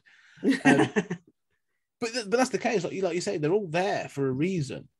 But But I also like how it's twofold. Like they are there for a reason, but the isolation itself is a contributing factor.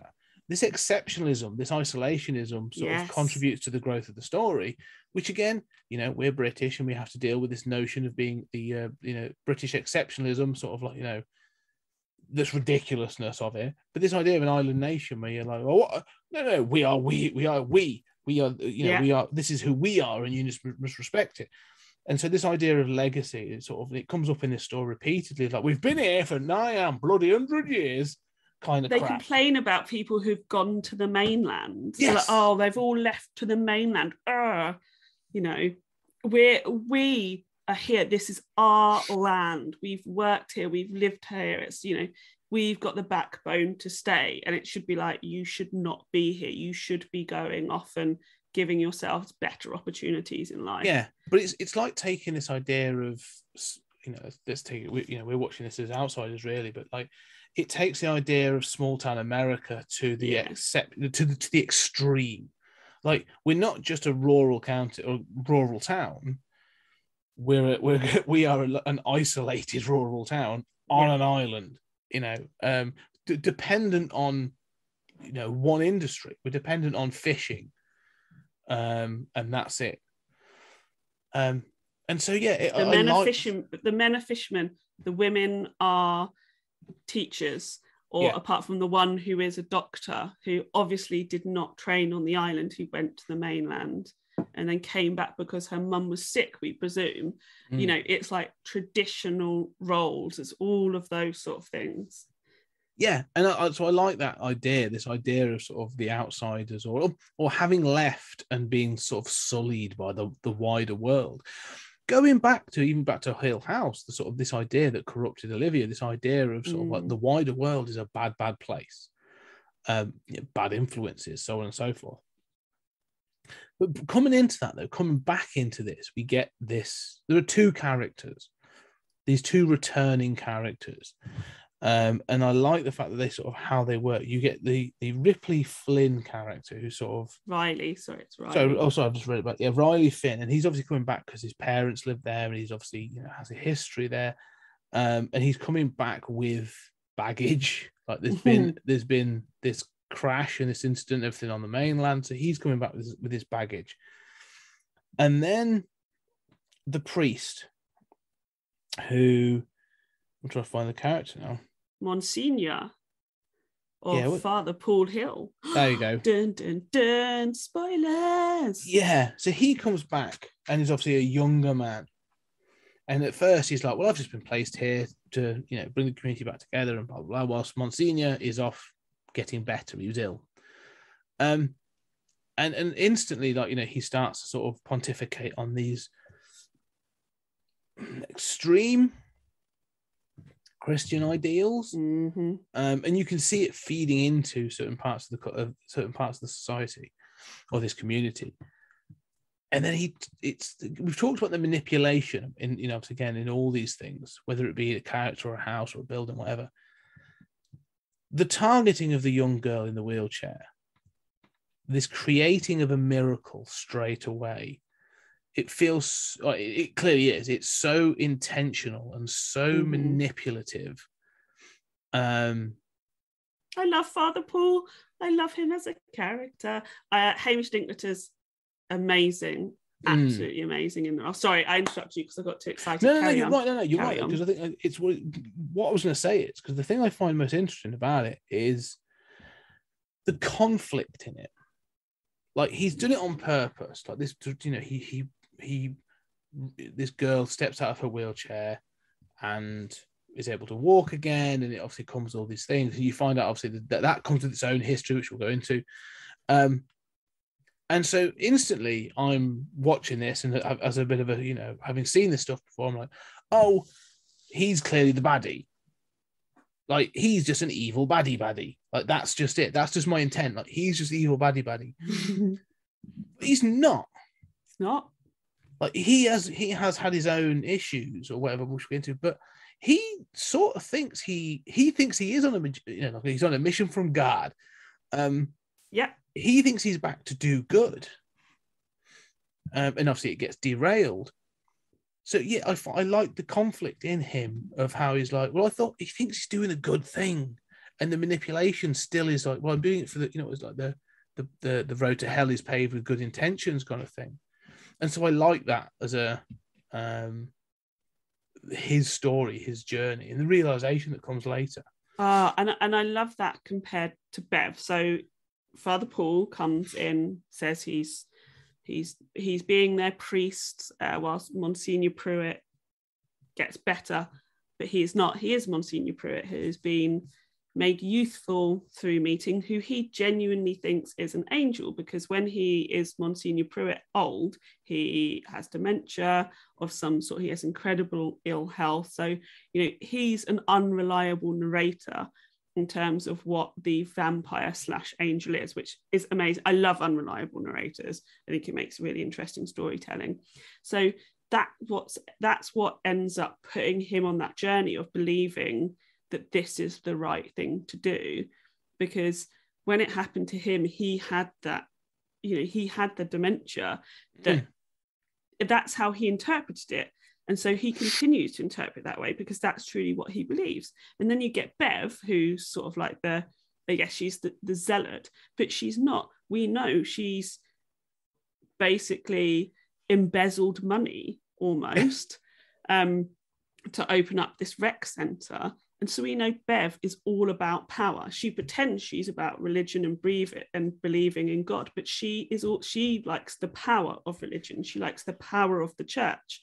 And it's that true belief against the fake belief, the wanting the power of Bev, which is so interesting. And I could just watch those dynamics throughout the show. Yeah, like over and over again, and when it comes towards the end, and Father Paul, Monsignor Pruitt, he realizes he's made a mistake, and he realizes this has all gone incredibly wrong, and it was not a message from God. He wants to make amends. He wants to end it. He wants to kill everybody to not let this get out. He's like, this needs to finish. And Bev is the opposite. And it's just so good. Well, Bev's an interesting character in that, like you say, because I love the fact you say about her being about the power rather than the religion. Yeah, the religion and the piousness, I'll put that in sort of like inverted commas, is a vehicle, isn't it? Because it allows her to have this sort of she believes like the moral high ground. Mm-hmm. Like she's able to look down on everybody and be like, well, I'm the good one. I'm the sort of the pure one, or the pious one, and everyone else is obviously is beneath her. The one thing I would say about this is the one downside I'd say of this sort of part of it is she is, I think, too heavy-handed as a character, and so like I hate her like as you're supposed to, but she has no positive traits. Whilst all the other characters, you see there's conflict in them, or there's edges to them where you go, okay, even not the best possible characters, you get some different edges to them. Like the sheriff, the Muslim, again played by Raoul Cooley. Raoul Cooley. Again, he's really good in this. In fact, I'd say he's better in this than he is in Blind Manor. Yes, he's amazing in this. Yeah, he has that thing of like he's escaping something, he's dragged his son over sort of to do this, so there's that conflict there, and so you get more, he's a good person, but there's clearly some shit going on, and so he's not whiter than white, or he's not a pure character. He's got some baggage, and then so when the conflict comes of his son converting from Islam to Christianity, like. You then get that conflict where he's like, yeah, I'm trying to give him room to spread his wings, but I'm really uncomfortable with this. And so I like the fact that he's a good guy, but you see that there's those conflicts in him where he's like, I see this is wrong, and I see this is corrupt, and I see this isn't the religion I believe in, whatever. But I don't want to poo-poo it, but I also don't want to give him my blessing. Like I see, and I like that, and you see it in there's so many others as well. But then when you get to Bev, it's like, oh no, she's just a shitheel and you're supposed to hate her. And I find that's a little disappointing because I think, if she was like a widow that had resulted in this and her loneliness had driven to this, then you'd be like, again, I'd be like, okay, I want that little bit of meat. Like, she's the one character that doesn't have like a history or a legacy or whatever, See, but I'm fine with that because I just want to hate her. You're right. I think academically you are correct, but I just want to hate her. So I am very forgiving. I do what you mean. No, I know what you mean, because at the end, when it comes to the finale, when she's scrabbling in the sand, she's such fucking little. Especially with the best way. Herself, like, fuck off, Bev. I'm so glad you burned to death. But next to when you have the sheriff and his son sort of kneeling to it, Sheriff Hassan and his son sort of kneeling. And again, I'll get to that moment in a minute, because that moment's fucking heartbreaking in another way. And the acceptance that they have, and the son, taking that, and then her trying to hide. You're just like, yes, you burn, bitch. Yeah, totally. But one of the things, that relationship between Sheriff Hassan and his son is so sort of back and forth. There's so much corruption. Amazing. But obviously, we'll get to the... So much is said about their relationship that isn't said in lines that are delivered. It's all in their acting. They are just those perfect. Two, they just work so well together. They've got kind of chemistry. It feels really right. It feels lived in, which is one of the things I love about these programs. When they feel lived in, like I can go, oh, you're a real person. Like I can imagine you being a person. But when his son sort of has been, this one's more recent, but careful, we're going to spoil the shit out of it. When his son accepts the transition and becomes vampiric, I don't know whether it's a vampire, whatever. Yeah. But then goes to the sea and sort of kneels and starts to pray with his dad. Oh. I kind of love the fact, because his dad's been shot and his dad's going to die. It sounds daft. I love the fact that his dad, the Sheriff Hassan, dies first. Yeah. Seeing his son pray but doesn't get to see his son die. We do, and that's quite horrific. Yeah. But I'm so he's glad already had to see his son die, hasn't he, in the church? And then he saw him brought back. So I'm glad. And that's it, and gets to see him almost come back to his faith, or at least have enough respect for his father that he understands that praying together in his final moments is an important thing to do. Yeah, and it's these little moments again. So there's one of the things that's we'll talk about, I think for Mike Flanagan is the small moments as well throughout all this. But this program, more than some of the others, is full of them, of those little exchanges that are just so well done. The relationship between Riley and I'm terrible for the pregnant woman played by Kate Siegel, Erin. I've got IMDb here. It's really sweet. It has one of my favorite conversations of any television program ever, and they talk about what is death, what happens after death. And she talks about, she's obviously Christian, so she talks about this idea of the Christian ideal of passing on, this idea of heaven and meeting people and so on and so forth. And then he says about, well, I'm an atheist and I believe this, becoming one with the universe and the energy passed on. And both are beautiful, absolutely beautiful.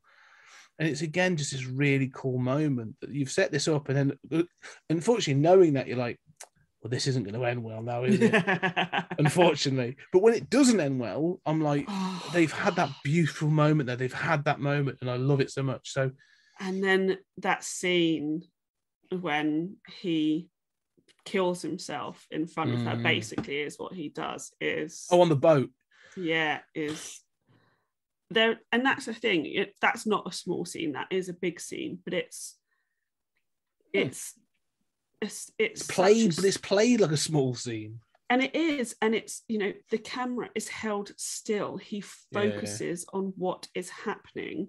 And what is great about Midnight Mass is when it comes to the action, he doesn't do anything showy, or he kind of does, but it doesn't feel showy. The editing is just so perfect. You don't lose track of everything, but it feels like action is happening. He's almost so I love Studio Ghibli films, and one of the things I love about Studio Ghibli films is in pretty much every Studio Ghibli film, they will hold a scene longer than they need to. Yeah. And it's genius. And that's basically what Mike Flanagan does in Midnight Mass. He will hold the scene until you absolutely need to break away from it. And it creates such an amazing sense of what is going on in the world. And, you know, he just pushes it just that little bit. So you either feel uncomfortable or you feel comforted, or, you know, you're wondering what's going to happen next. And he really nails that. And it makes it a very different beast to Hill House, but in a good way. Like the pace is so much slower. It's so slow, but it works. Something's always going on with this. Yeah. Again, because and also this show falls into that category of Hill House of blocks, like 2 blocks. This has got a turning point, and then when that turning point happens, like the show takes a real turn. Fucking hell. And you talk about action. Doesn't it just? Yeah, we'll get to that in a moment. But one of the things you say about the action, him holding those scenes, he does, and that's what I like. Like that scene on the boat as well. Like it's played for scenes, and again, you as a viewer don't know which way it's going to go. You know what's happened to him, and because when they go out, it's nighttime, and there's that moment of like, is this just a sweet moment? Is he going to turn her? I don't know what's going to happen. And then when the sun rises and she realizes, like he's told her the truth, he's told her everything. It's like, yeah, no, everything's like gone to shit, and this is what's happening, and I think it's this. And then he burns in front of her on that boat. One thing I would say, it's a wooden boat, and he didn't know what was going to happen. Yeah, I did think that. I was like, that could be pretty. That could have gone wrong. Yeah, you don't know that you're not going to set the rest of the boat alight, Riley. Yeah. So there was that one moment, but the other thing I like about this as well is it combines some of the best bits of both Hill House and Bly Manor. Bly Manor, I agree. In that, as I said, with Hill House, it's about legacy and history, and you've got all that moment of like you've lived that history with those characters. And there's others with Bly Manor where you're just thrown into this shit and you've got to try and figure it out, and there's things going on around you don't understand. And it has the both of those. So you've got characters that clearly represent the legacy of the house, of the sort of the island, like the old drunk the one who shot the girl, and all these other characters that have got this, like Riley's parents and all this other stuff that has got this legacy. And so you start to realize some of the trauma and stuff, and this almost arrogance of this island community. And I like that, because then you do linger on those moments as well, and you get sort of like relationships and stuff. But then you've also got like with Riley and also Erin in particular, these like, what the hell is going on moments. So when Riley loses when Erin loses her baby, and you're like, yeah, she's like, it's something stolen it, like it's, I don't know, she was, but everyone's going, no, your body's completely healthy. And then it's when it's not explained, like it's held there as a mystery, and you don't get the explanation until basically it's like the vampire blood healed you of your pregnancy. Well, because babies are parasites. Because babies, literally, having had a baby, they literally suck the life out of you, even after they're born. But that's a different story. but they do, and so I have suffered from miscarriages, and one of the reasons miscarriages can happen, there are multiple reasons, and potentially some of the reasons why my multiple ones happened is because there was something essentially wrong with the embryo that implanted. And the human body is so amazing. And we should say trigger warning about miscarriage, because I talk very openly about it because I've been through a lot of therapy. But my body went, there is something wrong with that embryo. It is a parasite. Yeah. We are expelling it, and I will be expelling that from your body. It was still a hideous thing that happened to me, but my body did exactly the right thing. And when you're pregnant, if you get like toxoplasmosis or anything like that, unfortunately your baby will die, because it takes that in and it recirculates it back to your body. So it makes you sick. So your body goes, that thing is giving you this thing that's making you ill, as in the baby. I am getting rid of that. So that's what the vampire blood does. I mean, it's fucking awful. It's so awful. But the vampire blood goes, this thing is a parasite. I am getting rid of it. And it literally makes it disappear. I mean, and of course, because the vampire blood is about making them youthful and that sort of thing. So it's turning back the time to when she wasn't pregnant as well. But it fits into that stuff about why women unfortunately lose babies. And it's just like, and I think that's what I like about Midnight Mass. I think it's very real. The characters all feel real. It feels like the island is. If you told me there was a Crockett Island and he went to visit it and these were all the characters, I would 100% believe you. The relationships between all the characters feel real. The things that happen to them, what happens to Erin? I mean, it wouldn't happen as in she's never been pregnant, but what happens with losing the baby is real. But then the world building is so strong that the fantastical elements work in this realness. When the doctor's testing the blood, the whole build up to that, the subtle things in the build up to that make you immediately go, that's happening because it's a vampire and it's sunlight. Yeah. And that's such fucking good storytelling. It is. And one of the things, that's what I actually want to get to when we get to the turn. But we'll talk about just talk about the vampire blood. And again, this idea of an isolated community, because isolation and, niche or clique mentality is both, that clan mentality is both good and bad. Like you can feel secure in it and it can give you a sense of belonging and all these sort of things. And, I would use sort of like the Comics in Motion, sort of like the Discord group. Always, you can be a part of a group, and it can be an opening experience where you get to meet and work with some fantastic new people. However, it can also work the other way, where you go, walls down, this is my group, nothing else happens outside of this. Yeah. And that can then create a mentality. And I like to see the mentality in this, because what you see is this thing of the temptation of youth, the temptation of immortality. And this, like you say, when the fantastical elements come in, because you've seen this, the shit that this community's gone through, for then this boon to appear, for this thing to go, well, actually, there's this, I can give you immortality. There's a bit of you may have to drink some blood, but you can sort of deal with that. But you're going to have you're going to be young again, you're going to be strong again and virile and all this other stuff. I can totally see this community going, that's for me. Yeah. It's not a hard nudge. This isn't going to sort of like New York and finding a bunch of people and going, that's the thing, or even sort of London, whatever. This is an isolated community that's going the outside world isn't us. It scares me. Now I'm being given something I wasn't given before. Mm-hmm. Excuse me. And I like that as well, like you say, because it's real.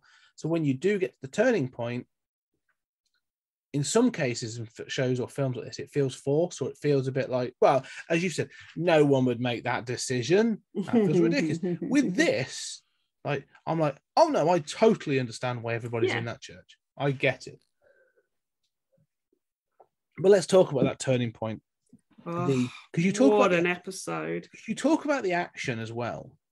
One of the great things, and I'll just throw this in before we sort of go. One of the great things I think of good storytelling is you take the real and then you shift it 1 degree. So you only introduce one element. If the vampire didn't exist in this, you could be telling the story of an isolated fishing community. This would still work. All the human elements, all the human subplots would work as a 7-part mini series about the human dramas of an isolated fishing community. All there.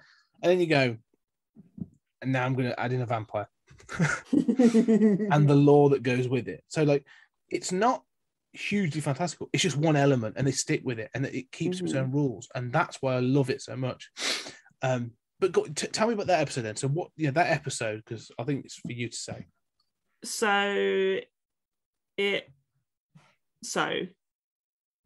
Pruitt.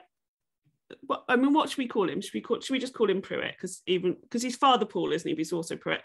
Father Paul, Pruitt, whoever you want to call him, he has been spiking I don't know why I'm laughing, spiking the communion wine with the vampire / angel's blood. So knowing that they will be, if they die, they will automatically be resurrected as vampires. he gets everybody to come to midnight mass because he's basically a cult leader, right? Like I'd love to hear somebody talking, you know, an expert on cults about this TV show, and how he basically indoctrinates all of these people into his cult of the vampire / angel. So they all go to the church and he reveals to them the vampire / angel. Let's just call it the angel. I love that reveal. Yes. Oh my God, it's so good. And he doesn't do any darkness with it. And that's what I love. Because I find within horror, you either need to keep the monster hidden, or you need to reveal the monster, and the monster needs to be good enough that you can see it in full light. And he goes for the full light, and it fucking works.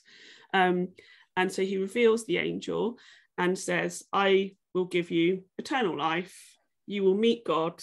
You know, you will ascend by killing yourselves." It's very, you know, Jonestown-y type Oh God, stuff. that was right, and so most of the congregation, well, I'd say maybe 75% of the congregation have all been indoctrinated into this thinking, so they go for it, including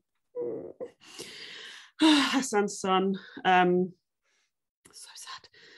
He's one of the first, which I he? love, and I love in terms of, you know, when we're talking about cults and things like that, how, you know, it's often because he's not particularly vulnerable, is it? He's not, you know, he's new to the island, newish. He sort of, you know, he has, so what you see is so, not so vulnerable. it's Ali, so he has, you know, obviously he has the connection to his father, but he has two friends and that's it. You know, he's quite isolated, and his religion, his father's religion, makes him isolated. He just wants to fit in with his friends. I was going to say, he's perfect for being turned. I was going to say Christianity / cults. His vulnerability comes from his age. Yes, yeah. Because when you say he's isolated, like, you know, it's his ethnicity, his religion. Yeah. And also, like you say, you know, this is you know, an isolated white community, Christian community, and also the baggage that now comes in America with being a Muslim. And that speech is exactly. Yes. Because Flanagan loves a monologue, and that is one of my favorite monologues that he's ever done. I think it's so powerful, and I think it's delivered so incredibly well. In the school, when he talks in the school. Well, there's the one in the school, but then there's the one when when Erin comes to talk to Hassan and tells Sheriff Hassan and tells him about Riley missing. Yeah. And he talks about missing people, why he joined the force, why he came to Crockett Island. And, you know, it's just brilliant. And so they come to the church, and then everybody starts drinking the Kool-Aid as such. Yes. Well, that wasn't actually Kool-Aid, was it? Anyway, doesn't matter. We're not talking about that.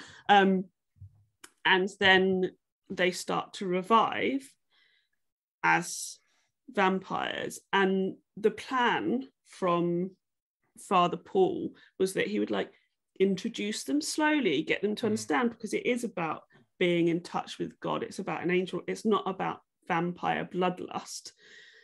But Bev, bless her, has different ideas. He's been knocked out, so he can't control it. And then these newly created vampires just descend on everybody else in the church. And there's no discrimination. Children, you know, all killed, turned in some cases, but also not. We find out when they're released from the church that, like, a father kills his own children, he doesn't turn them because nobody's told him about that, you know. Bev just releases them onto the island, and they just destroy the whole place. And then our heroes as such, who have not been turned, escape, and off they go and hide and try and figure out how the fuck to sort this out. Yeah. And my favorite thing about that is our heroes, they are not there to save themselves. They're there for the greater good as such. They know they are going to die, and they go, what do we do to stop this from getting any further than Crockett Island?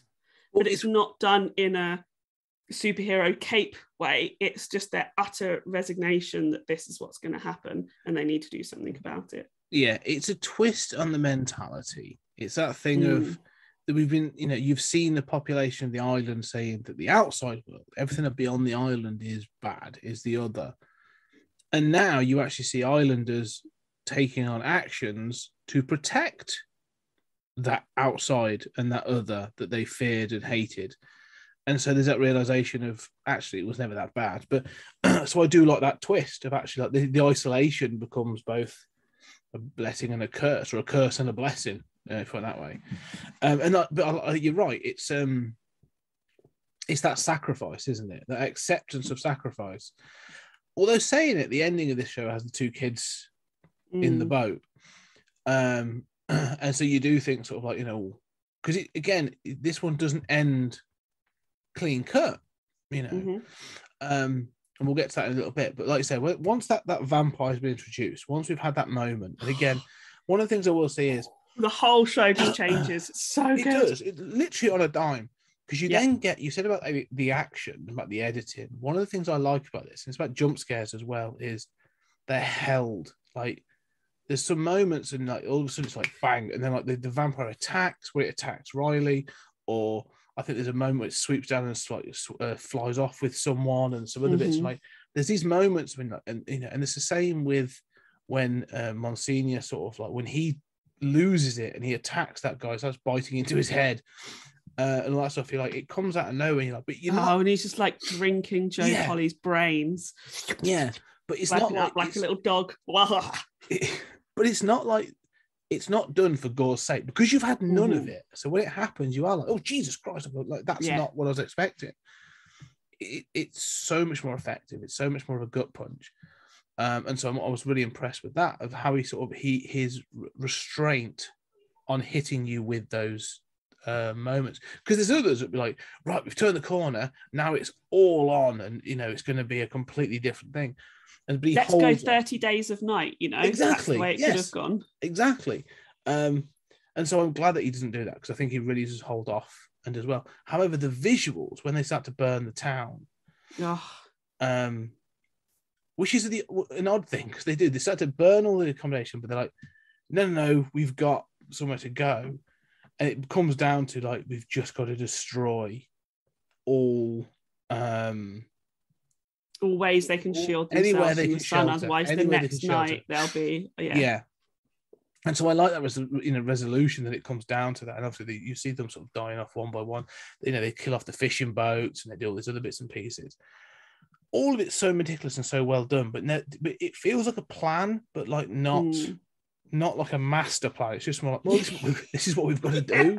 Like, I love that they're just like, we are so fucked. Let's just burn everything down. Yeah, like it's not a good plan. It's just the plan. It's just like, well, we can't do anything other than this. So the grand plan is to just take them out in any way we can. And so it's one of those things again where I think back to this, where I think like this, if this was to be the real world. It's one of those things where, like, I think of like Roanoke or one of those other sort of like, islands where you sort of hear like, the population just disappeared. Like, there would be this amazing thing of like, there was just ash across this island. This island just disappeared. And so I like the fact that this has a mystery. Like the outside world never learns of this. Yeah. Like there's no grand reveal. There's no hero moment. Like there's not a tugboat that comes past and saves people. You never into the vampire itself its wings gets burnt and blown out, stabbed. That moment it's feeding and she's stabbing its wings. It's feeding on Kate. It's on Kate Siegel, isn't it? Yeah. And while she's dying, she's still like piercing the membrane of its wings. And then when it tries to fly away, it's struggling, and you see it sort of flying over the sea, but you don't see it die. Yeah. So even the kids at the end say, like, did it get far? It's like, well, it's this far to land and this and that. And I'm like, yeah, but you haven't seen that. What is it? If you don't see a body, you don't know it ain't. You don't know it's dead. But there will never be a sequel. I don't want a sequel. I don't want this story's ended. I don't want the sequel. But it works so well. And the visuals of that island burning are so well done.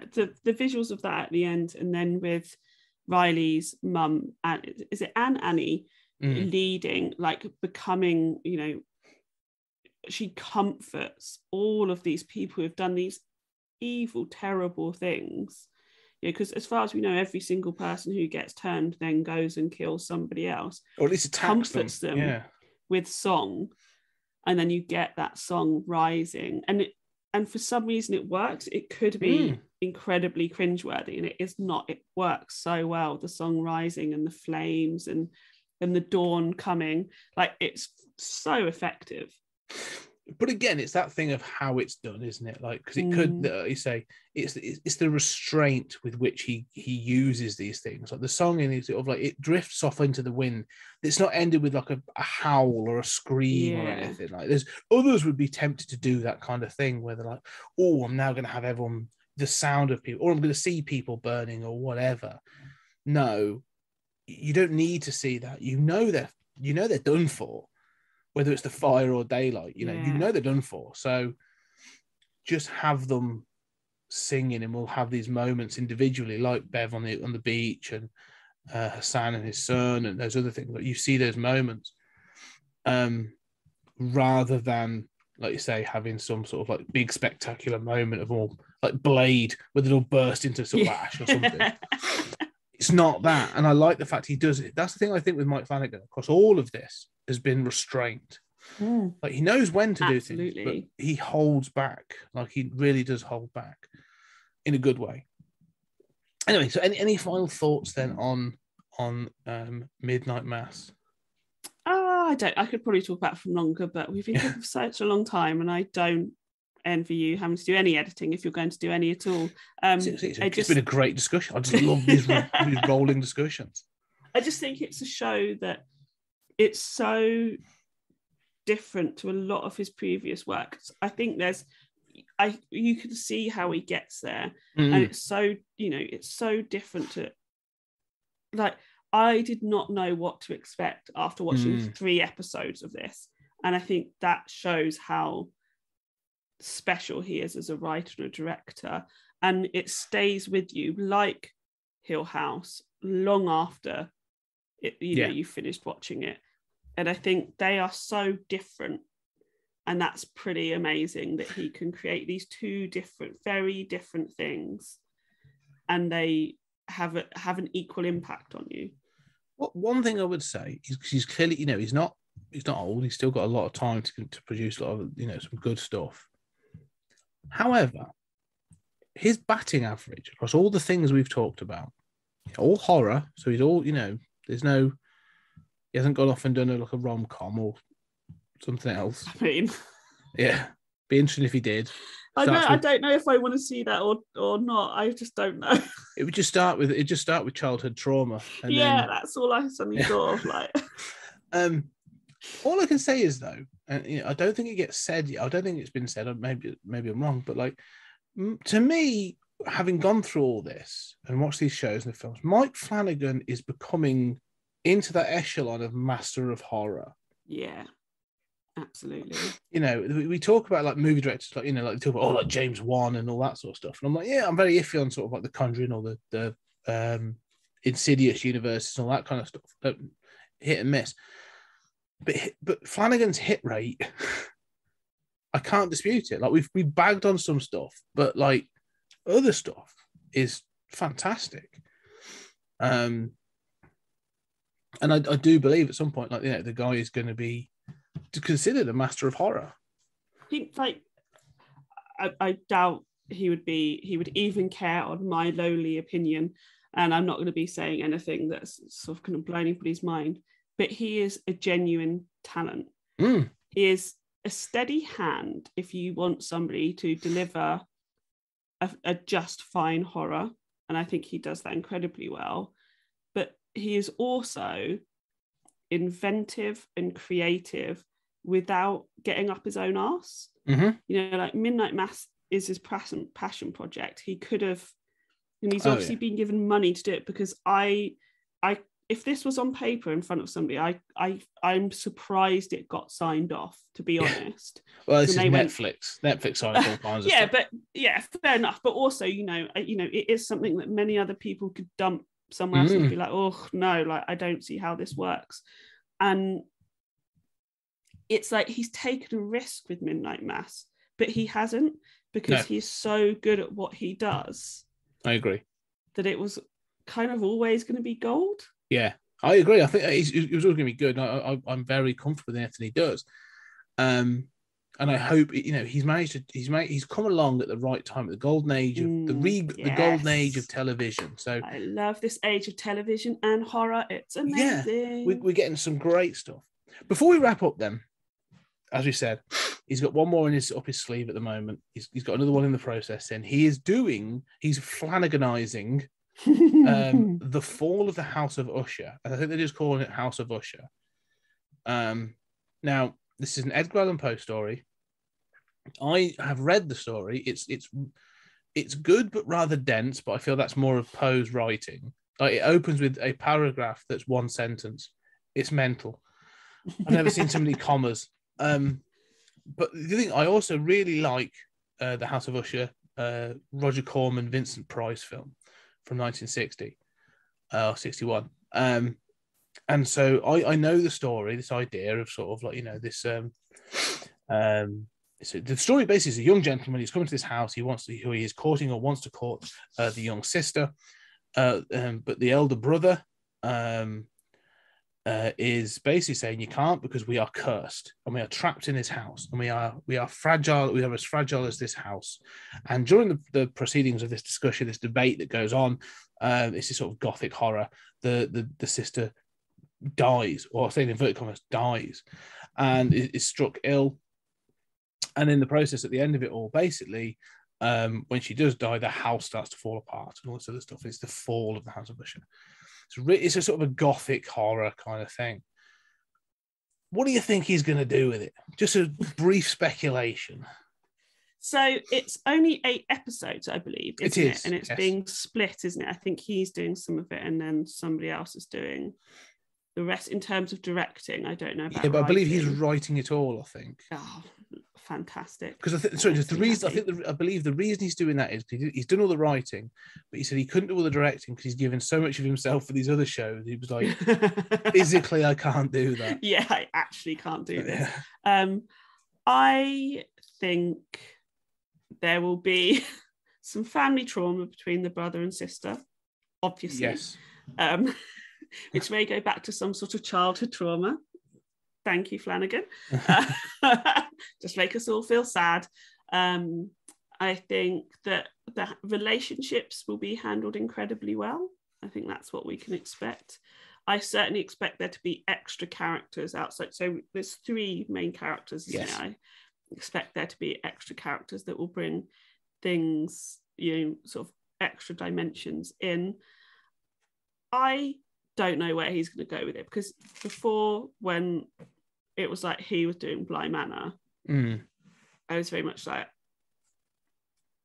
where is this, like, how is he going to do Bly? How is he going to do Turn of the Screw? And it was not what I expected at all. So I think I'm not going to be able to figure out childhood trauma. That's what I'm going for. Yeah, childhood trauma family trauma is going to be part of it, guaranteed. I mean, it's part of the story. There's a reason he's chosen Poe. Yeah, but you're right. I don't think we can speculate on this, because having watched these 3 now, like, he could go any way. Like, it's clearly going to be. The only thing I'd say is he clearly likes the supernatural. He has a leaning towards the supernatural. So there'll be the supernatural that's implied in the story will probably be more heavily implied, if not confirmed. But other than that, like, it's like you say, it's hard to tell. I don't know. All I know is I'm excited for it. And that's the thing, isn't it? Like, one part of me sort of wants him to move away from gothic horror. So I think he would be perfect. So have you ever read The Little Stranger by Sarah Waters? So it's a fantastic sort of gothic novel. It's set after World War II, and it's about, so it touches on the start of the NHS. It touches on post-traumatic stress and ghosts, so, you know, all of those classic Flanagan. Unfortunately, it got made into a film that wasn't fantastic. It was released in 2018, actually, because I was going to go and see that the day that my waters broke. And like, I would love him to do The Little Stranger, but I'm also like, after seeing Midnight Mass, I'm like, I don't want you to do a gothic horror, because there's something around monster horror that you can do absolutely amazing. But at the same time, please give me more gothic horror. So I think it's exciting, and I'm excited to see what he does with it. But I also have no fucking clue what's going to happen. Yeah, I agree. You're completely right. Again, this idea of like, I almost want like Midnight Mass is almost like the anomaly. Like, it's good and I love it, but I almost want sort of like, I want him to complete his House trilogy. You know, yes. We're going to have Hill House, Bly Manor, House of Usher. That's his House trilogy, and then follow up Midnight Mass with another sort of, like you say, with some other monster project. I think like, or a Ouija, and like, not obviously not within that franchise, but fucking hell, he handled that so well. Something like that. I think you know, at the moment, if Usher goes well, like, the guy can write his own check. I think, you know, I assume he's contracted with Netflix for some time, but like, you know, he could rock up and go, right, I want to do a story about trolls living under a park bench, and they'll be like, do it. So be in. I know. Yeah. I'd be like, fucking in. Here's $100 million. Don't make it. So yeah, no, you're right. I don't know what we can expect from him. I think, you know, maybe when it comes out, we need to do a book reading. Yes. Tony, do it with Tony. Yeah. Please do that with Tony, or even Jack. That maybe just all four of us. Could we do a book and then watching it? Well, we do. We could do story time. We could do story time. We all read. We'll do. If this is due out in October, so the fourth quarter, we shall do story time as the Fall of the House of Usher, and then we shall do a follow up for either Now That's What I Call, or the end of year episode will be a talk about the show. So Jack and Tony, I've signed you up for that. Yeah, I hope you're ready. There you go. I've got it here. I've got the complete Edgar Allan Poe. Oh wow. So, oh gosh, you love gothic horror. I do. It's been, I haven't read for a while, but I do love a bit of gothic horror. But yes, we should do that. I think you know, I should put that on the schedule for later in the year. That sounds fantastic. But anyway, I think that, you know, we've covered our bases. We've done our speculation. We've done our shows. We've talked for an awful long time. It's been fantastic. 2 hours later. Yeah. Well, people are getting, you know, some good content. That's what it's all about. No moaning. I'm tired. Yeah. But before we go then, Rhea, where can people find you, and where can people hear you? Come and find me and have some fun. I am Rhea Carrigan on social media. I am part of the best podcast family, Comics in Motion. So I'll be popping up here, there, everywhere. Indie Comics Spotlight with Tony Farina. I've just been on Season's Greetings to do Angel wrap up with my wonderful, wonderful brother Jack and Tony. And I'm a pop gorilla with those two wonderful people as well. I should probably branch out with other people, but I love working with them so much. And they're both so clever, and they both have such interesting things to say that I could just have podcasts talking with them all the time. So come and find us all. Come and find all of Comics in Motion. We're great. Yes. There's a link down below for Comics in Motion. The whole feed, they're all on there.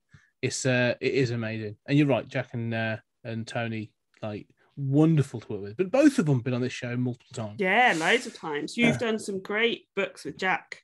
Yeah. They've been really good episodes. Go listen to those. And Tony often throws me stuff as well. Like at the start of the year, we did the Machine Stops. And he was just like, you should read this. And I was like, this is amazing. Anyway, for me, where you can find me, you can find me, I say, come find us on social media at 20th Century Geek, all on the sort of different platforms, Instagram, Twitter, Facebook, the works. But if you like what we're doing, ladies and gentlemen, you know, go onto your podcast catcher, leave a review, tell us why you love us, because you do love us, you know you do. 5 stars, please. Get us up the ratings, gets people seeing us on there. But if you really like what we're doing and you want more of this content of me talking, but with other people, my brother from another mother, Julie and Darius, on the our sister podcast, Stories at Time and Space, go check out our Patreon. The link's down below. 20th Century Geek Media. We're doing Trekking Through the Twilight Zone at the moment, an episode a week, and we've done the full first season now. and it's badass. I'm actually really enjoying it. But yeah, go check that out. All kinds of stuff on there. But more than that, Ria, thank you very much for joining me today. It's been really cool talking about this. Thank you for having me. Thank you for indulging me. I've loved it so much. No, thank you for the conversation. I've really enjoyed it too. But ladies and gentlemen, I hope you've enjoyed it, and we shall see you on the next episode.